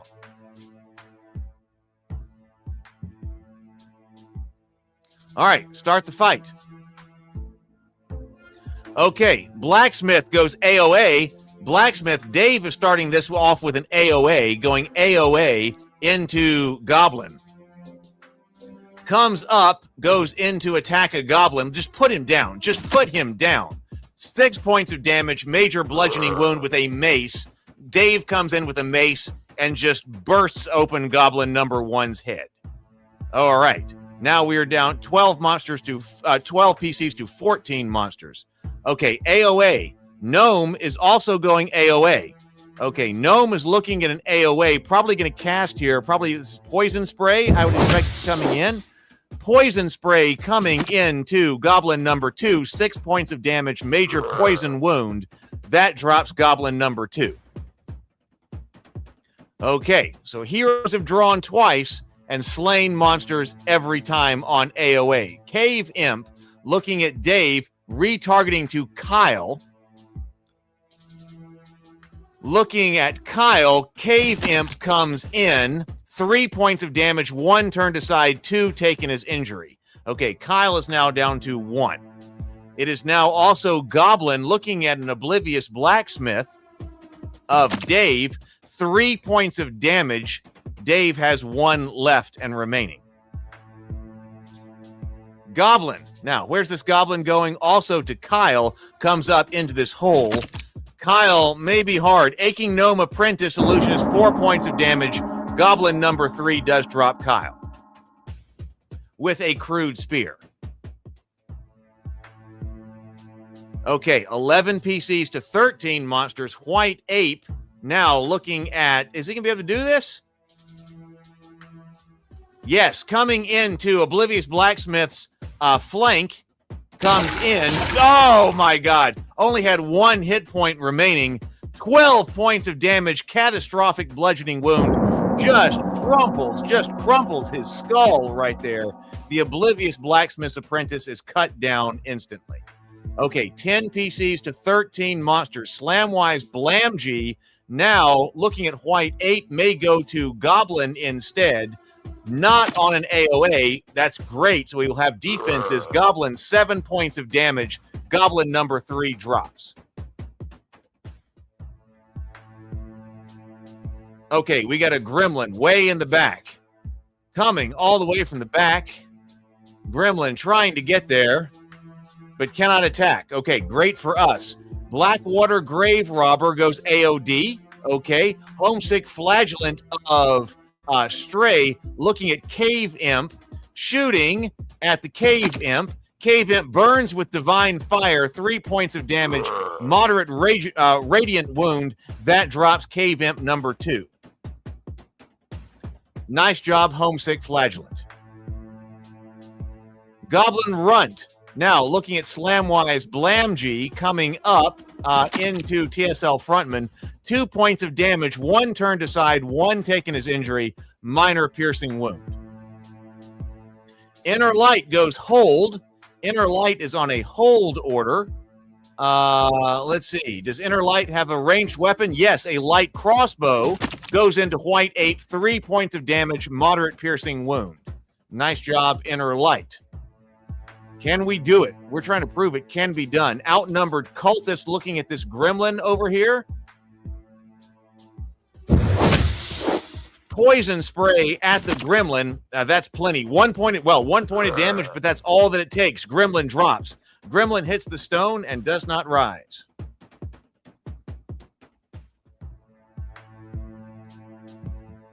Vengeful Halfling Swanzo looking at Goblin Runt. Goblin Runt suffers 3 points of damage, moderate piercing wound. Goblin Runt's body goes limp and it is finished. Zorn readies the archers. A volley is incoming. Okay, Slimeling. Slimeling looking at Slamwise Blamgee coming in.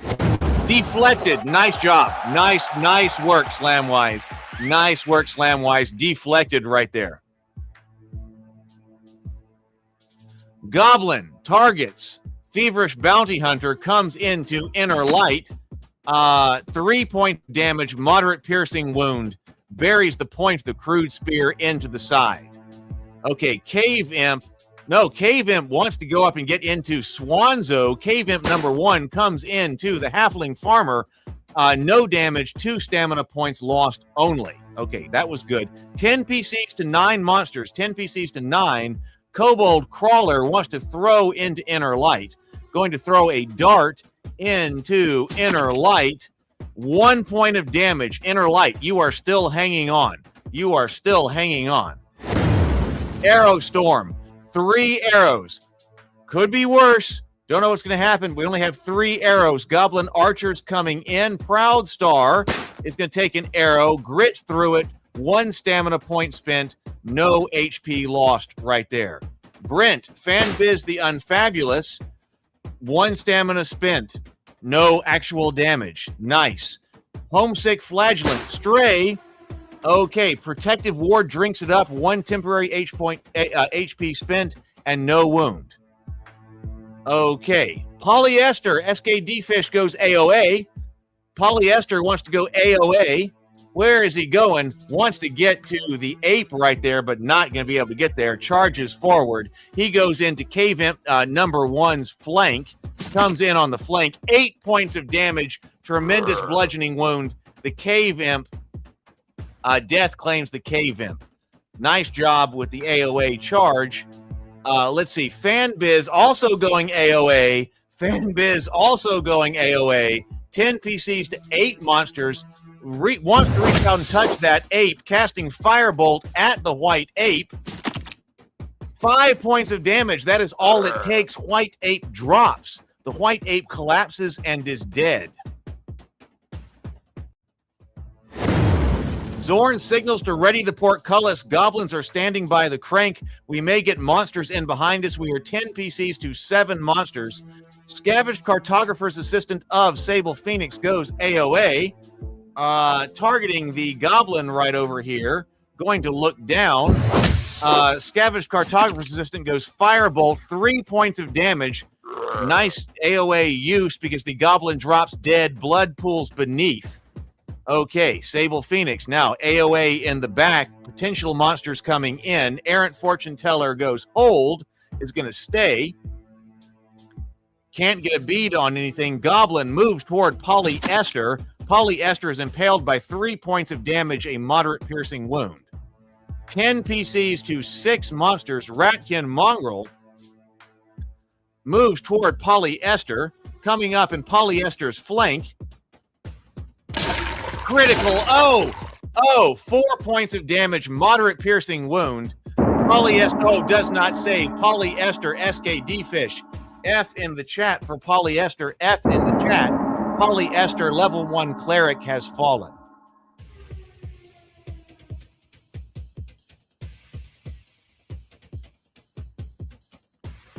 I am sorry.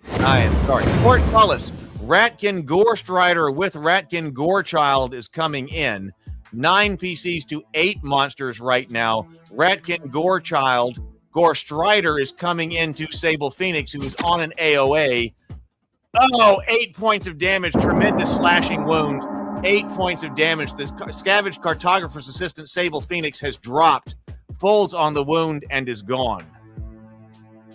Ratkin Gorechild now going into Mrs. Dave. 4 points of damage to the Fortune Teller, a moderate slashing wound. Errant Fortune Teller is slain outright.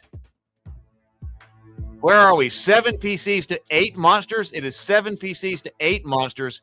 Ratkin Mongrel, trying to get to Inner Light, is able to do it. Lunges, fangs come in. 1 point of damage. That's all it takes. Piercing wound that sinks home with the teeth of the Ratkin Mongrel. Round 2, the initiative deck reshuffles. All right, 6 PCs to 8 monsters. Goblin coming up to Swanzo.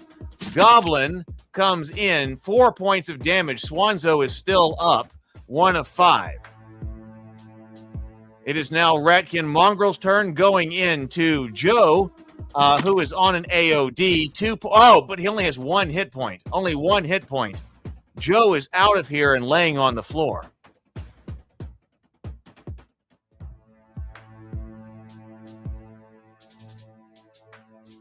Ratkin Mongrel looking at the outnumbered cultist. Come on, ride it out, Proud Star. 1 point of damage only. 1 point of damage only. We needed that badly. We need some hero draws. It's Kobold Crawler now coming into Slamwise Blamgee, throwing Kobold Crawler into Slamwise Blamgee. 1 point of damage. Phew!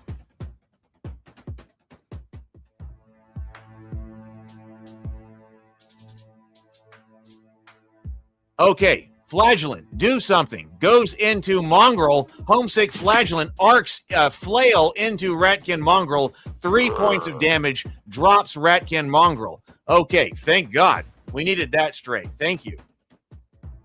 Need another hero draw. No, Goblin draws next. Goes into Swanzo. Coming at Swanzo. Gored for 5 points of damage. Major piercing wound. Vengeful Halfling Farmer Swanza is out of here. Swanzo, I am sorry. Your vengeful halfling farmer has dropped. Draw heroes. Draw heroes. Fight. Outnumbered cultist goes fight. Goes into Ratkin Mongrel right here. Casting poison spray. 3 points of damage. Moderate poison wound. Ratkin Mongrel drops.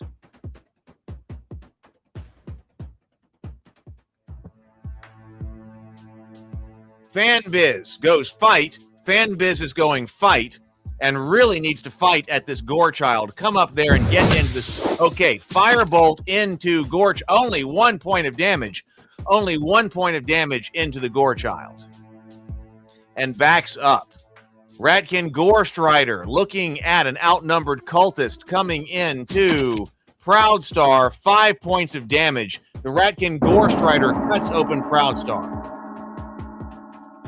Outnumbered cultist crumples and is done. He was outnumbered. Ratkin Gorechild comes into the Flagellant. Ratkin Gorechild, 3 points of damage, 1 turned aside, 2 taken as injury, minor slashing wound. Slimeling now looking at, we need to get Slamwise into action. Come on, Slamwise. 1 point of damage. Phew. Okay, 1 point of damage only. Okay, Slamwise, your turn. Come on, Slamwise goes to the Slimeling he is fighting with. 8 points of damage, tremendous bludgeoning wound with the bludgeoning side of a Warhammer into Slimeling. Now what do? We're going into round 3, I believe. Initiative is about to be redrawn. We need some luck here with the initiative draws. Slamwise goes, okay, Slamwise is going to start by going into the Gore Strider and takes 7 points of damage, tremendous bludgeoning wound. Oh, man, I wish he could have dropped him. I wish he could have dropped him right there. Homesick Flagellant now going into Gore Child, arcing a flail into the Gore Child, 6 points of damage. Thank you, Stray. Homesick Flagellant drops Ratkin Gore Child down. The Ratkin Gore Child is down. Homesick Flagellant gets 3 kills in a row and then moves up. Okay, Goblin. Now, Goblin coming into TSL Frontman. Come on. Come on. Come on. Miss. Slamwise blade. Yes, Buckler splinters completely. The last sliver of wood is hurled away. Nice. Okay, and that was the last one. Okay, Brent is going AOA. Fanbiz is going AOA. Where is he going? Looking at a Goblin? I mean, take something down. Whatever. Just drop something right there. 5 points of damage. Burned him alive. Light fades from the Goblin's eyes. We're smelling burned Goblin thanks to Fanbiz the Fabulous. The Unfabulous, rather. Kobold Crawler looking at Stray. Come on, let's get nothing going, please, with a long knife. 3 points of damage. Save, Stray. No, Stray is cut down. Stray is cut down. Homesick Flagellant has fallen. F in the chat. This is brutal. Homesick Flagellant. Stray has fallen. F in the chat for Stray. We're looking for Zorn. We are looking for Zorn's mercy. Ratkin Gore Strider coming in, gassed for 6 points of damage. 6 points of damage. Samwise Blamji gives out. They're down, but their heart still beats. Can we save him? Please, let's save him. Come on, Zorn, please have mercy. Zorn, please have mercy. We need it. Zorn spares the worthy. 10 XP to each. 3 survivors share the spoils. You are out. You have survived. You have gotten your gruel. 3 survivors have gotten out. Crowd throws coins to their favorites. Fanbiz, you're the only one up. You get 120 coppers. The crowd throws 120 coppers at you. 120 coppers. 128, that might have been. You got some copper coins right there. Whoa. You got out. Whoa. Okay. So who made it out? Was that was number 3? That was number 3, wasn't it?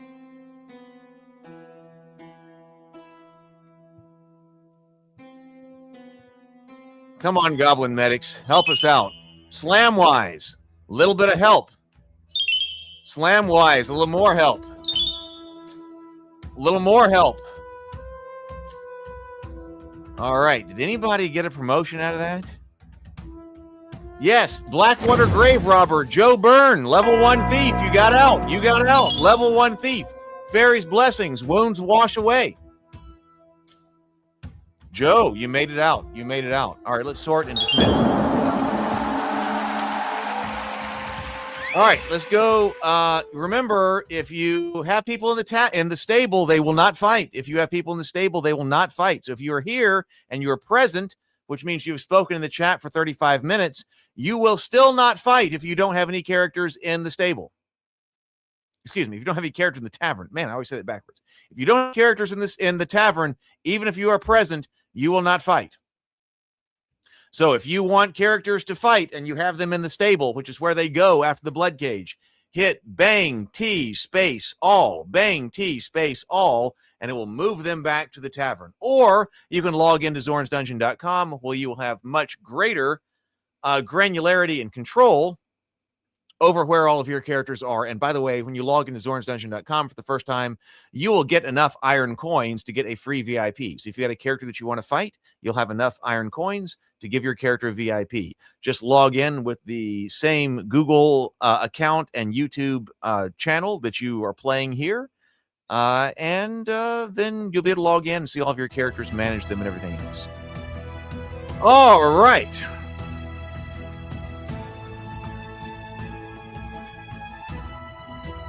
I don't even know. Okay, has everybody got what they want? We only have 18 likes. We only have 18 likes. Man, why is it? We used to be able to get 20 consistently, so I moved it to 25. We used to be able to get 20 consistently, but now we're having trouble getting to 25. Not sure what's going on. Got to get more people in here. Got to get more people in here. Joe. Okay, so VIPs. Oh, so Courtney just VIP play nicely. So Courtney has VIP played nicely. So play nicely will be in. Joe Byrne and Stray. Is that school? Is that school? Maybe so. People are back in school. So now we got to, I've noticed that the trailer for the show, I haven't looked in a couple of days, but the trailer for Zorn's Dungeon has been watched 22,000 times. There are 22,000 people who have watched the trailer for Zorn's Dungeon. So where are they? We need all of them. So of the 22,000 people who have watched watched the trailer, they're not in here yet. We're going to get them in here. We're going to get them in here. We're going to get them playing. All right.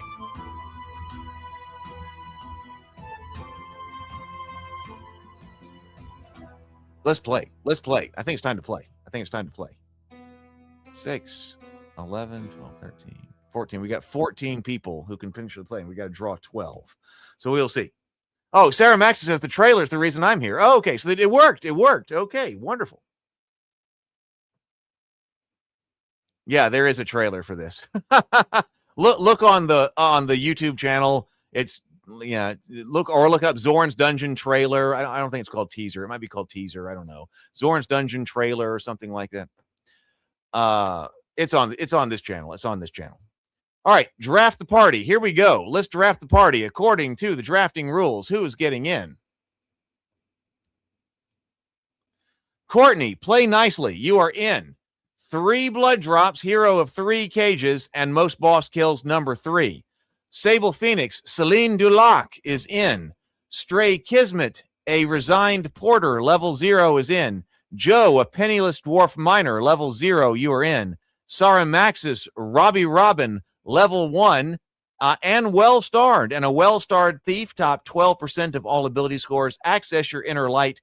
A tattered dwarf miner, you are in. Brianna, an outnumbered wizard's apprentice, level 0. Proud Star, an ambitious blacksmith's apprentice. Swanzo, the starless lector. Starless means at the bottom 2% of all ability scores. We'll fight in 1 minute and 40 seconds. If you want to buff any of your characters, now is the time. You can do that through Super Chat. We got to look at what the stats for the dust-covered lector by Swanzo has a strength of 8, intelligence of 11, wisdom 8, dex 9, con 5, charisma 7. And that's in the bottom 2% of total ability scores. Dave, a clumsy antiquarian's assistant, level 0. Mrs. Dave, an outcast gnome apprentice, an illusionist, level 0, well starred. SKD Fish, a guarded dwarf armor's apprentice. We just got, so Celine Dulac. Okay, Celine Dulac, thank you very much, Sable. We have +2, $4 for +2 temporary HP. Oh my God. +2 temporary hit points and +1 damage. Oh my God. What is happening? We have 9 level 0 characters, 3 level 1 characters in here. Is this just the life of level 0 characters now? Because, I mean, we went through a phase where we had lots and lots of level 1 characters who were playing. Now, level 0 characters, level 0 characters. Yeah, Renee and Stray. There we go. Stray, thank you. Stray goes +2. Your resigned Porter goes +2 temporary hit points. Thank you very much, Stray. Thank you. This looks more like the life of level 0 characters. We got some level 1 characters in here. We got some level 0 characters here. The purpose of the Bloodcage is to see who can get out of here. Renee got murked by the ratkin that came to the court calls and was standing there. I don't know. I don't think it's you. I don't think it's you, Joe. I don't think it's you. Okay, so we got like poor odds across the board. Let's see. But it's true. We might not have many fighters. Let's just look at that briefly. I really want to get that report up there at the top so that we can see exactly how many fighter types we've got. We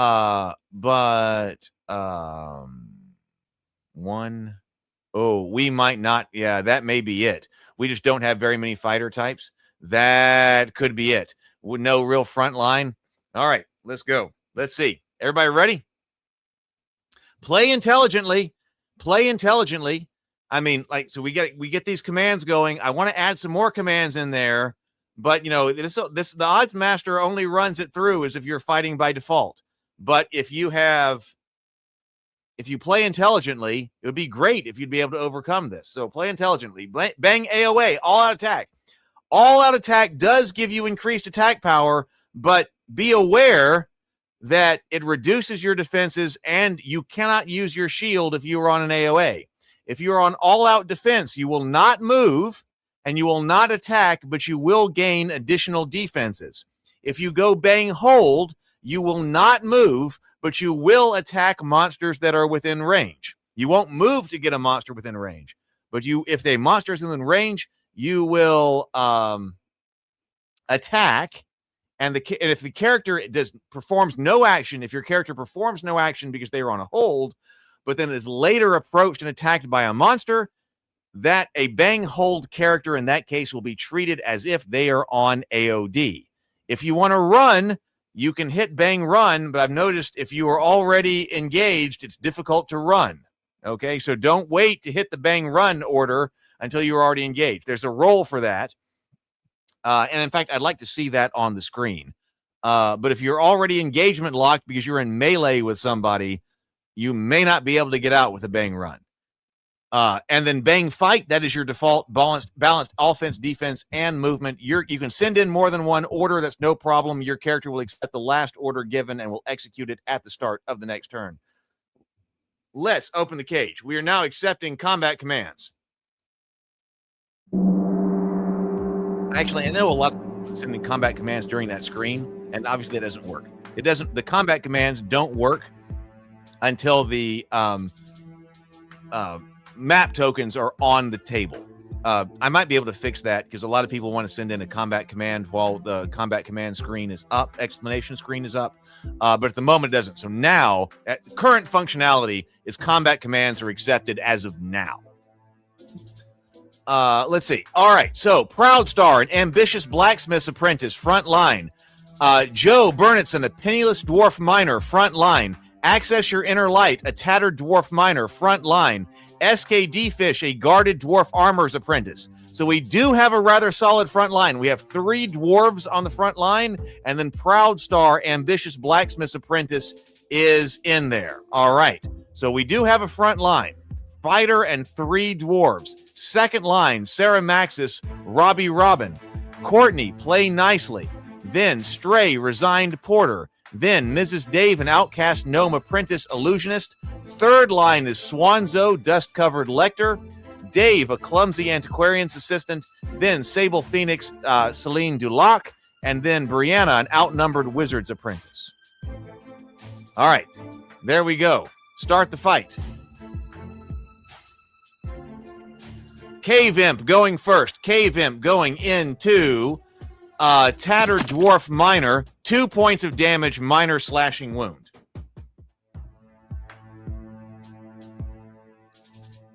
Robbie Robin targets Cave Imp. Robbie Robin comes down. 3 points of damage. Nice job. Came down. 3-point damage. Sarah Maxis, Robbie Robin, level 1, came down to take out this Cave Imp who came down and got in our face. Okay, White Ape, though, Robbie Robin, I believe this is cage number 4 of the night. White Ape number 2 comes into Sarah Maxis. 5 point, oh my God, 5 points of damage, 1 turned aside, 4 taking his injury. Robbie Robin staggers once and falls forever. Robbie Robin, the F in the chat for Robbie Robin. F in the chat for Robbie Robin. Sarah Maxis, well-starred, has fallen.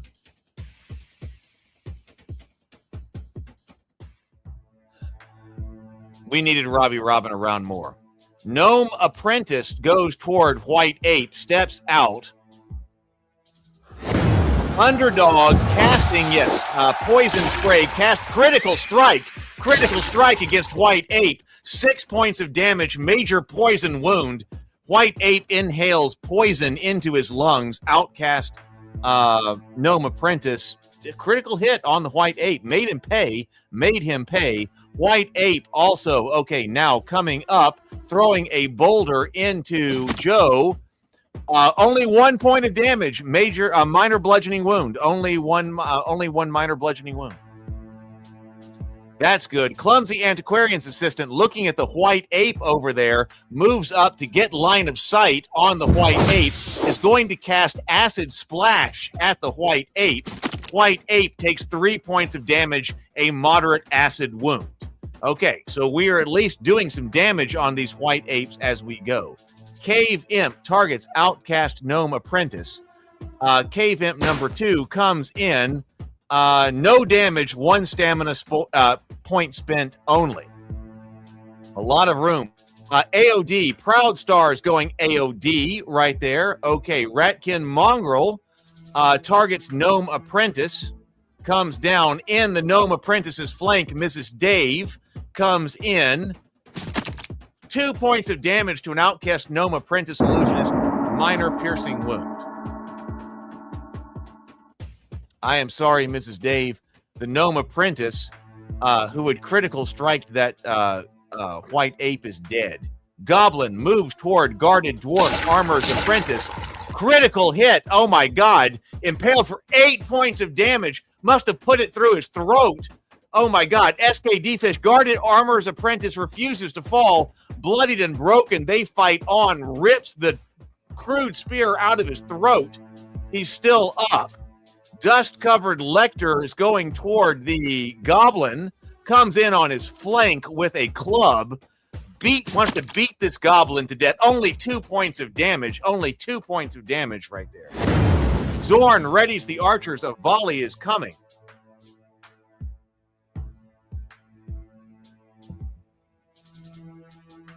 Goblin moves toward Penniless Dwarf Miner. Penniless Dwarf Miner gored for 3 points of damage. Moderate piercing wound. Zorn holds. The archers stand down. We will receive no arrows from atop the Bloodcage this round. 9 PCs to 14 monsters. 9 to 14. Cave Imp coming into Swanzo's flank. Devastating strike. 4 points of damage to a dust-covered Lecter. Stay up. Please stay up, Swanzo. No. Swanzo drops. Woo!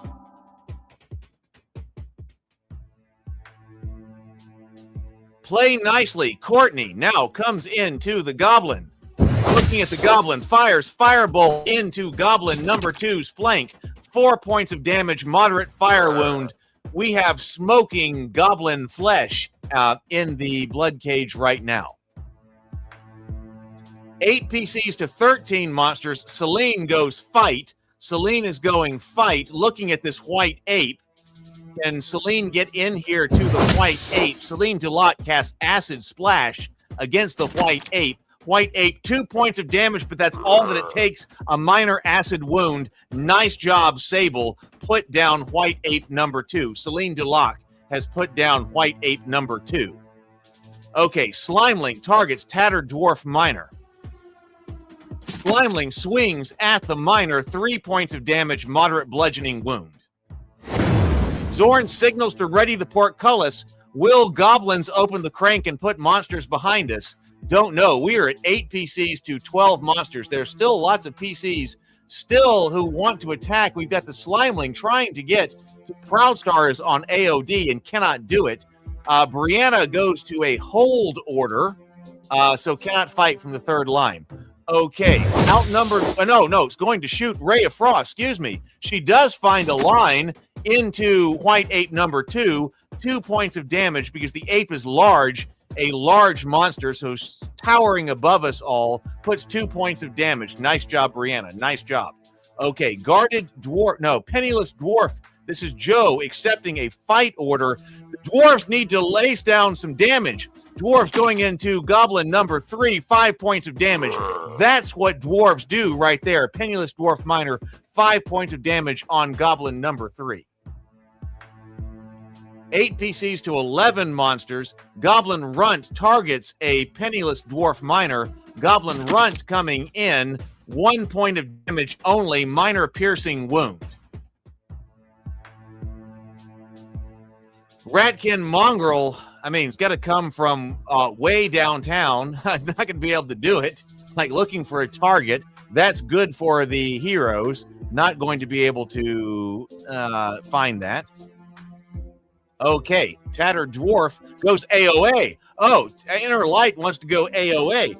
Inner Light's going AOA, going into Slimeling right here. Last stand, going down fighting, puts 4 points of damage. Two resisted with a pick.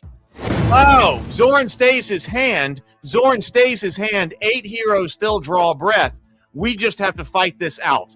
We have to fight this out. We're in a fight for our lives right here. Kobold Crawler moves toward a penniless dwarf miner. Okay, Kobold Crawler comes into Joe. 1 point of damage. Save. Okay, penniless dwarf miner Joe, you are unconscious. Not going to help us for this fight, but you are unconscious and laying on the floor.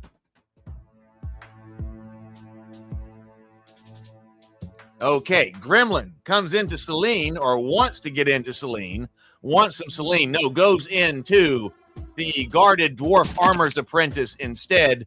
3 points of damage already. Oh, drops, but saves. SKD Fish, guarded dwarf armor's apprentice.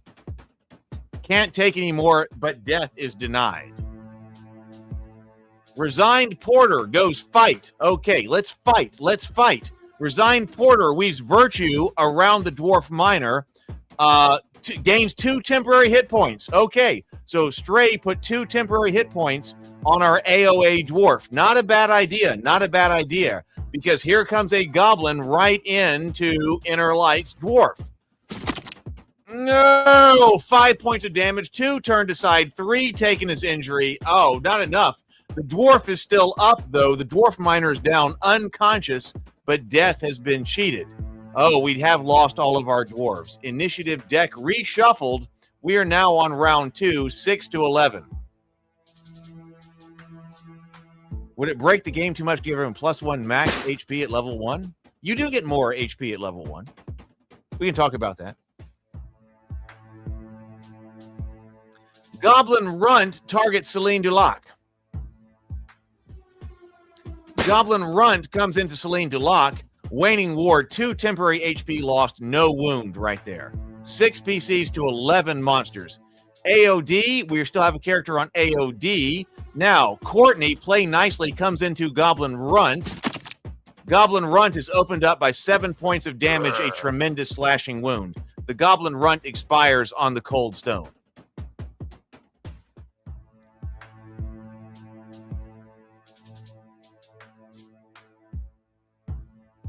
Ratkin Mongrel moves towards Celine Delac.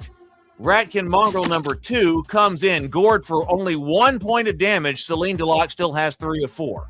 6 PCs to 10 monsters.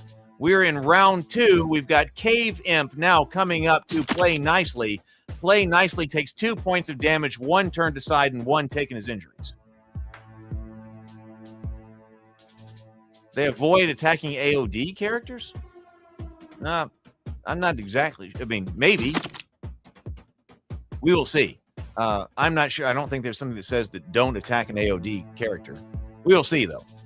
Slimeling targets Clumsy Antiquarian's assistant, but moves is intercepted by, okay, here we have Proudstar, who is, I believe, on AOD right there. Ambitious Blacksmith's apprentice takes 2 points of damage, minor bludgeoning wound right there.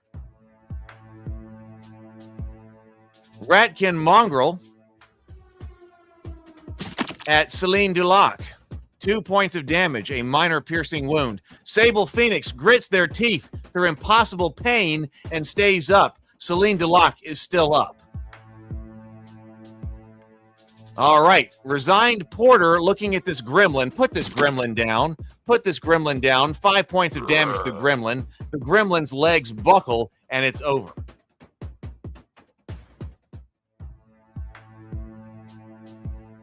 Five PCs to 9. There are 4 PCs who are laying on the floor. Kobold Crawler throws into Play Nicely. 1 point of damage only, a minor piercing wound.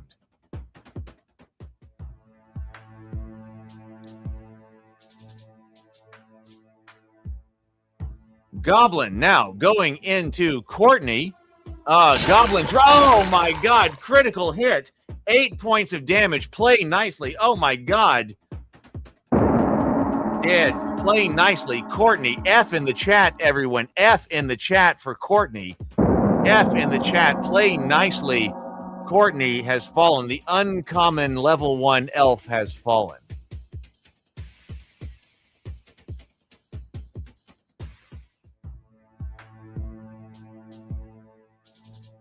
Celine Dulac looking at, okay, no, White Ape's turn. Celine Dulac is reeling. White Ape trying to get there, cannot. Targeting this Clumsy Antiquarian's assistant. Not sure if he's got anything to do. White Ape still looking around, chilled, can't get there. Okay, Brianna going fight. Brianna's going to a fight order and looking at this Ratkin Mongrel that is right there. Attacks, hit for 3 points of damage, moderate bludgeoning wound. The Ratkin Mongrel's body goes limp and it is finished.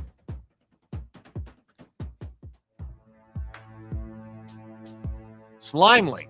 Now, Slimeling is looking at Resigned Porter, looking at Stray, setting upon him 3 points of damage, 1 turned aside, 2 taken as injury, minor bludgeoning wound right there. Okay, we are still in round 2. Clumsy Antiquarian's assistant looks at White Ape, shooting acid splash at the ape, into the ape, hit for 3 points of damage, moderate acid wound. Death claims the White Ape. All right, White Ape is down.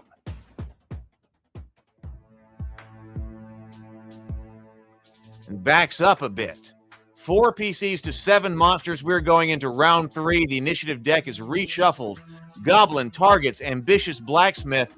Proudstar in the flank. This might not be good. Coming in with a crude spear.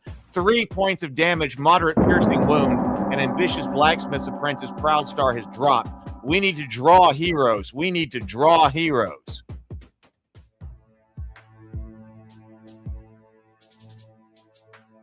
Kobold Crawler.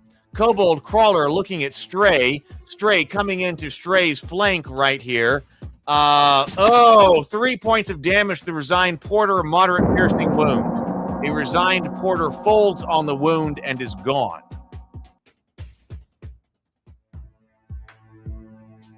Two PCs to 7 monsters.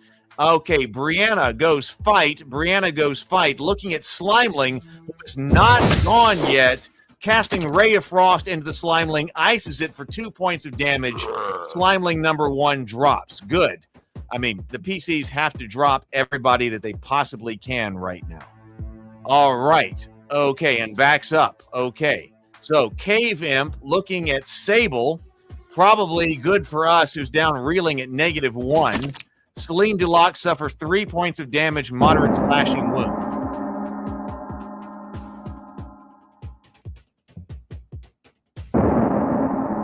Celine Dulac. F in the chat. F in the chat. Celine Dulac, level 1 mage.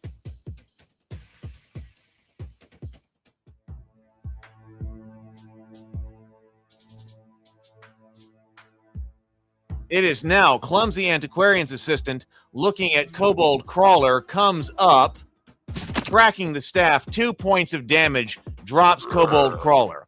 The Kobold Crawler staggers, twitches, and falls.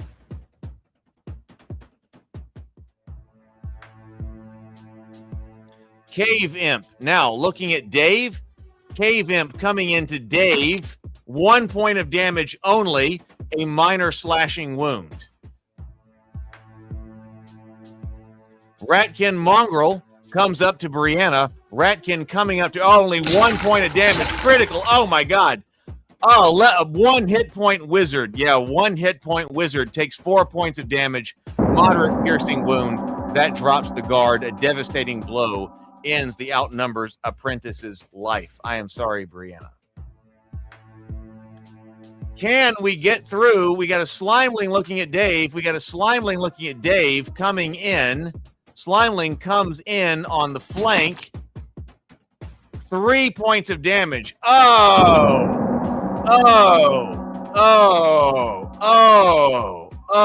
slain outright. Oh my God. I am sorry, everybody. I am sorry, everybody. Nobody, we did not get through that. I am sorry, everyone. I am sorry. Man, that was a good fight. That was a good fight, but all perished there. I am sorry. Let's deploy the goblin. No, I'm sorry. No promotions. Let's dismiss. All right, so we got 30 people in the infirmary.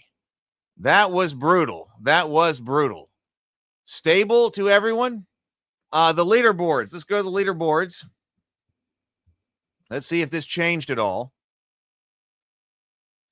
3. Yeah, we have had Sable. We have had 5 TPKs in a row. There was a time when we went through 5 TPKs in a row, and that was brutal. We have had 5 TPKs in a row. So this is now at the moment 3 TPKs in 2 days. That is rough. All right. So yeah, that's rough, but we have seen rougher. We have seen rougher. I haven't changed anything about the cage in the last 2 weeks, but you know, I will look at it always. All right. Most kills. So Sir Reginald Ironsides got 29 kills. He is now sitting at level 1, but unfortunately has perished. Lots of the people who have killed who've killed lots of people have perished. Blackthorn, now 11 kills. Blackthorn, Brad Henry, you are up. Slamwise Blamgy, you have 11 kills. You appear on the top 25 for the first time. Play Nicely gets 10 kills, but unfortunately has perished. Cave MVPs, no MVPs today. There were no new MVPs. Boss Slayer, let's see. No new boss slayers. Damage dealer. Oh, Reginald Ironsides. Reginald Ironsides. Perhaps we can balance out the types of characters chosen with the Bloodcage, like have more warriors, ranged DPS, or support. At one time, I did have a way for you guys for there to be a way for you to choose your party composition, but I didn't think it really worked. So I removed that because I didn't want other people like choosing, when your character fought or something like that. But is there some other way that we can come up with, something like that? I am not sure. Most bruised. Let's see. Sir Reginald Ironsides up at 36. Slamwise Blamgy alive, taking 23 points of damage. Biggest hit. I don't think I saw a biggest hit tonight. Most XP. Reginald Ironsides 103. For the first time tonight, we can have the wealthiest. So the wealthiest tonight, Fanbiz the Unfabulous has 137 copper coins. So Fanbiz the Unfabulous is our wealthiest character. Blackthorn has 40 coins. Stranded Elf Minstrel has 34 coins. Very Nicely has 27 copper coins. Brother Compass has 23 copper coins. Drops. Who got a Bloodcage drop? Slamwise Blamgee now tied at number 8 because he has 7 Bloodcage drops. Best defense. Reginald Ironsides moves up to number 5. Slamwise Blamgee got 2 perfect defenses tonight at number 6. Blackthorn goes +1 to 19. Fell-handed. Let's see. Blackthorn went up 1 to number 4. And then, all right, let's go to the show wrap up. Dave says this is just fancy Russian roulette. So here's my question to you. What commands do you want that you don't have? How can I get you the combat commands that you want that you currently do not have? So I would I talked about at the start of this stream. Remember what I talked about at the start of the stream? That I was trying to get you more combat commands, because it would be great if this were more sports-like. So when you are sitting there watching this Bloodcage, what kind of combat commands do you want, and how do you want them to function that you don't have? So that's a great question for you, Dave. So Dave, what is it that you want to be able to type in that you would go, no, this isn't fancy Russian roulette. This is absolutely serious sportsmanship gameplay. It's like I am sitting here at the gaming table in an intense environment. So Dave, that's my question to you. So what kind of commands and how do you want them to operate in order to take this game? I mean, we went to a new level when we have combat commands. We went into a new level when we have combat commands. But let's take it to another level. I mean, let's just pretend for a second that we want to take this game to another level.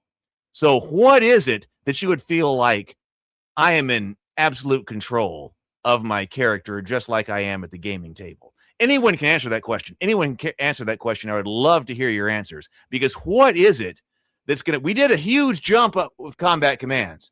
Now, what is it that's going to make it jump again? You tell me. You write in the chat. You tell me. Write in the chat. Because I was working on that today, but I obviously want to hear from you. So I want to hear from you. What is it? How do you want to be able to control your character in the Bloodcage? Because, by the way, I was trying to come up with movement commands, but I had said previously it was kind of difficult because different environments that you can be fighting in, you may not be able to see the entire board. But now I think I'm wrong about that.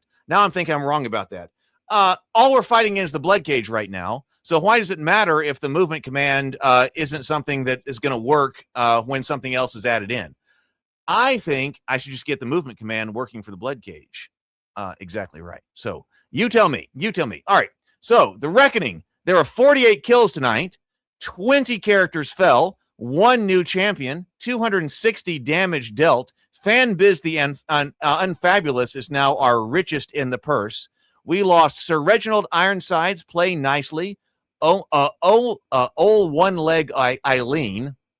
Excuse me, old one leg Eileen, Celine Dulac, Sparkle Bottom, Homesick Flagellant, Polly Esther, an outnumbered wizard's apprentice, a foolhardy burglar, Stand Up, Robbie Robin, an unsuspecting merchant's guard, a restless cultist, an oblivious blacksmith, a ragged friar, a vengeful halfling farmer, Not So Nicely, a scavenged cartographer's assistant, a fugitive smuggler, and an errant fortune teller. F in the chat for all of the fallen. I want to look at what people write in the chat here in a moment. I'm going to go through Warriors of the Night. Then I want to see what people are saying about, like, how is it? Like, what do I want to be able to order? What kind of orders do I want to give? So I will read that as soon as we go through this. Warriors of the Night, Homesick Flagellant, +3 kills. Blackthorn, +3 kills. Samwise Blamgee, +2 kills. An Outnumbered Wizard's Apprentice, +2 kills. Sir Reginald Ironside, +2 kills. Most damage tonight, Slamwise Blamgee goes +22 damage. Blackthorn closed +17 damage. Toto, +16 damage. A Homesick Flagellant, 22. Playing nicely, 11 points of damage. And Blow of the Night was an 11-point critical by Toto. That is TSL frontman, who did that with a crossbow. I remember that strike. Crossbow hit through the eye and into the brain of Goblin Runt number 2. All right, let's see what people are saying in the chat right here. Stray says bang heal. Does that mean you want bang heal? Bang protect. You want bang protect? Access Your Inner Light says, I think a movement command to go to a different zone or region might work. Bang move 1. Bang protect, dog tag, or name, Dave says. So Stray says, I think bang heal for a porter or a cleric. Let's see. Sarah Maxis says maybe bang flank to have the AI attempt to attack from the flank. The AI by default tries to attack from the flank, I believe. Let's see. Sable says, I'm thinking that if dwarves are going on the front line by default, they need shields. With the system being designed on every attack landing, unless you have equipment that can block, they need some way to be a solid front line rather than just soaking hits on on HP rather. And Stray says bang ward for buffs. So if we're just talking about the movement of the Bloodcage, we could have coordinate grid to the cage to target enemies and moves. So if we're just talking the Bloodcage, that's the obvious thing to implement.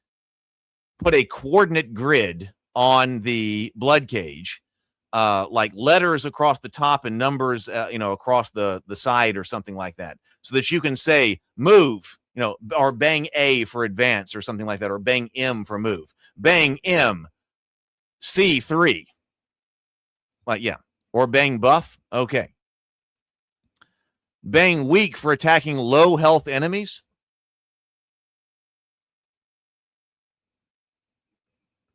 Can I check the crit rates? I don't think the PC's got a crit, but the mob's got several.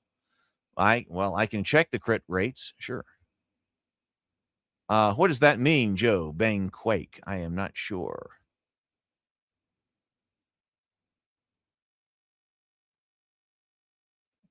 Bang quake, chance of all enemies dropping 1 HP, 25% chance. You want bang resurrect. Okay. Bang spell dog tag to cast a spell on an ally. I knew as soon as we started implementing combat commands, I knew, Brent, that people are going like, I want a command to implement individual spells. I knew people were going to want that. So you want to go bang spell dog tag. Okay. And Joe is apparently agreeing right there. So bang spell dog tag. Okay.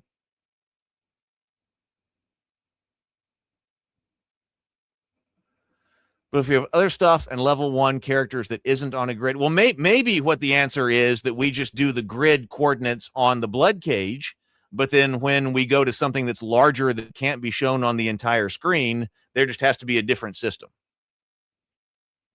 Bang AE, damage type, attack element.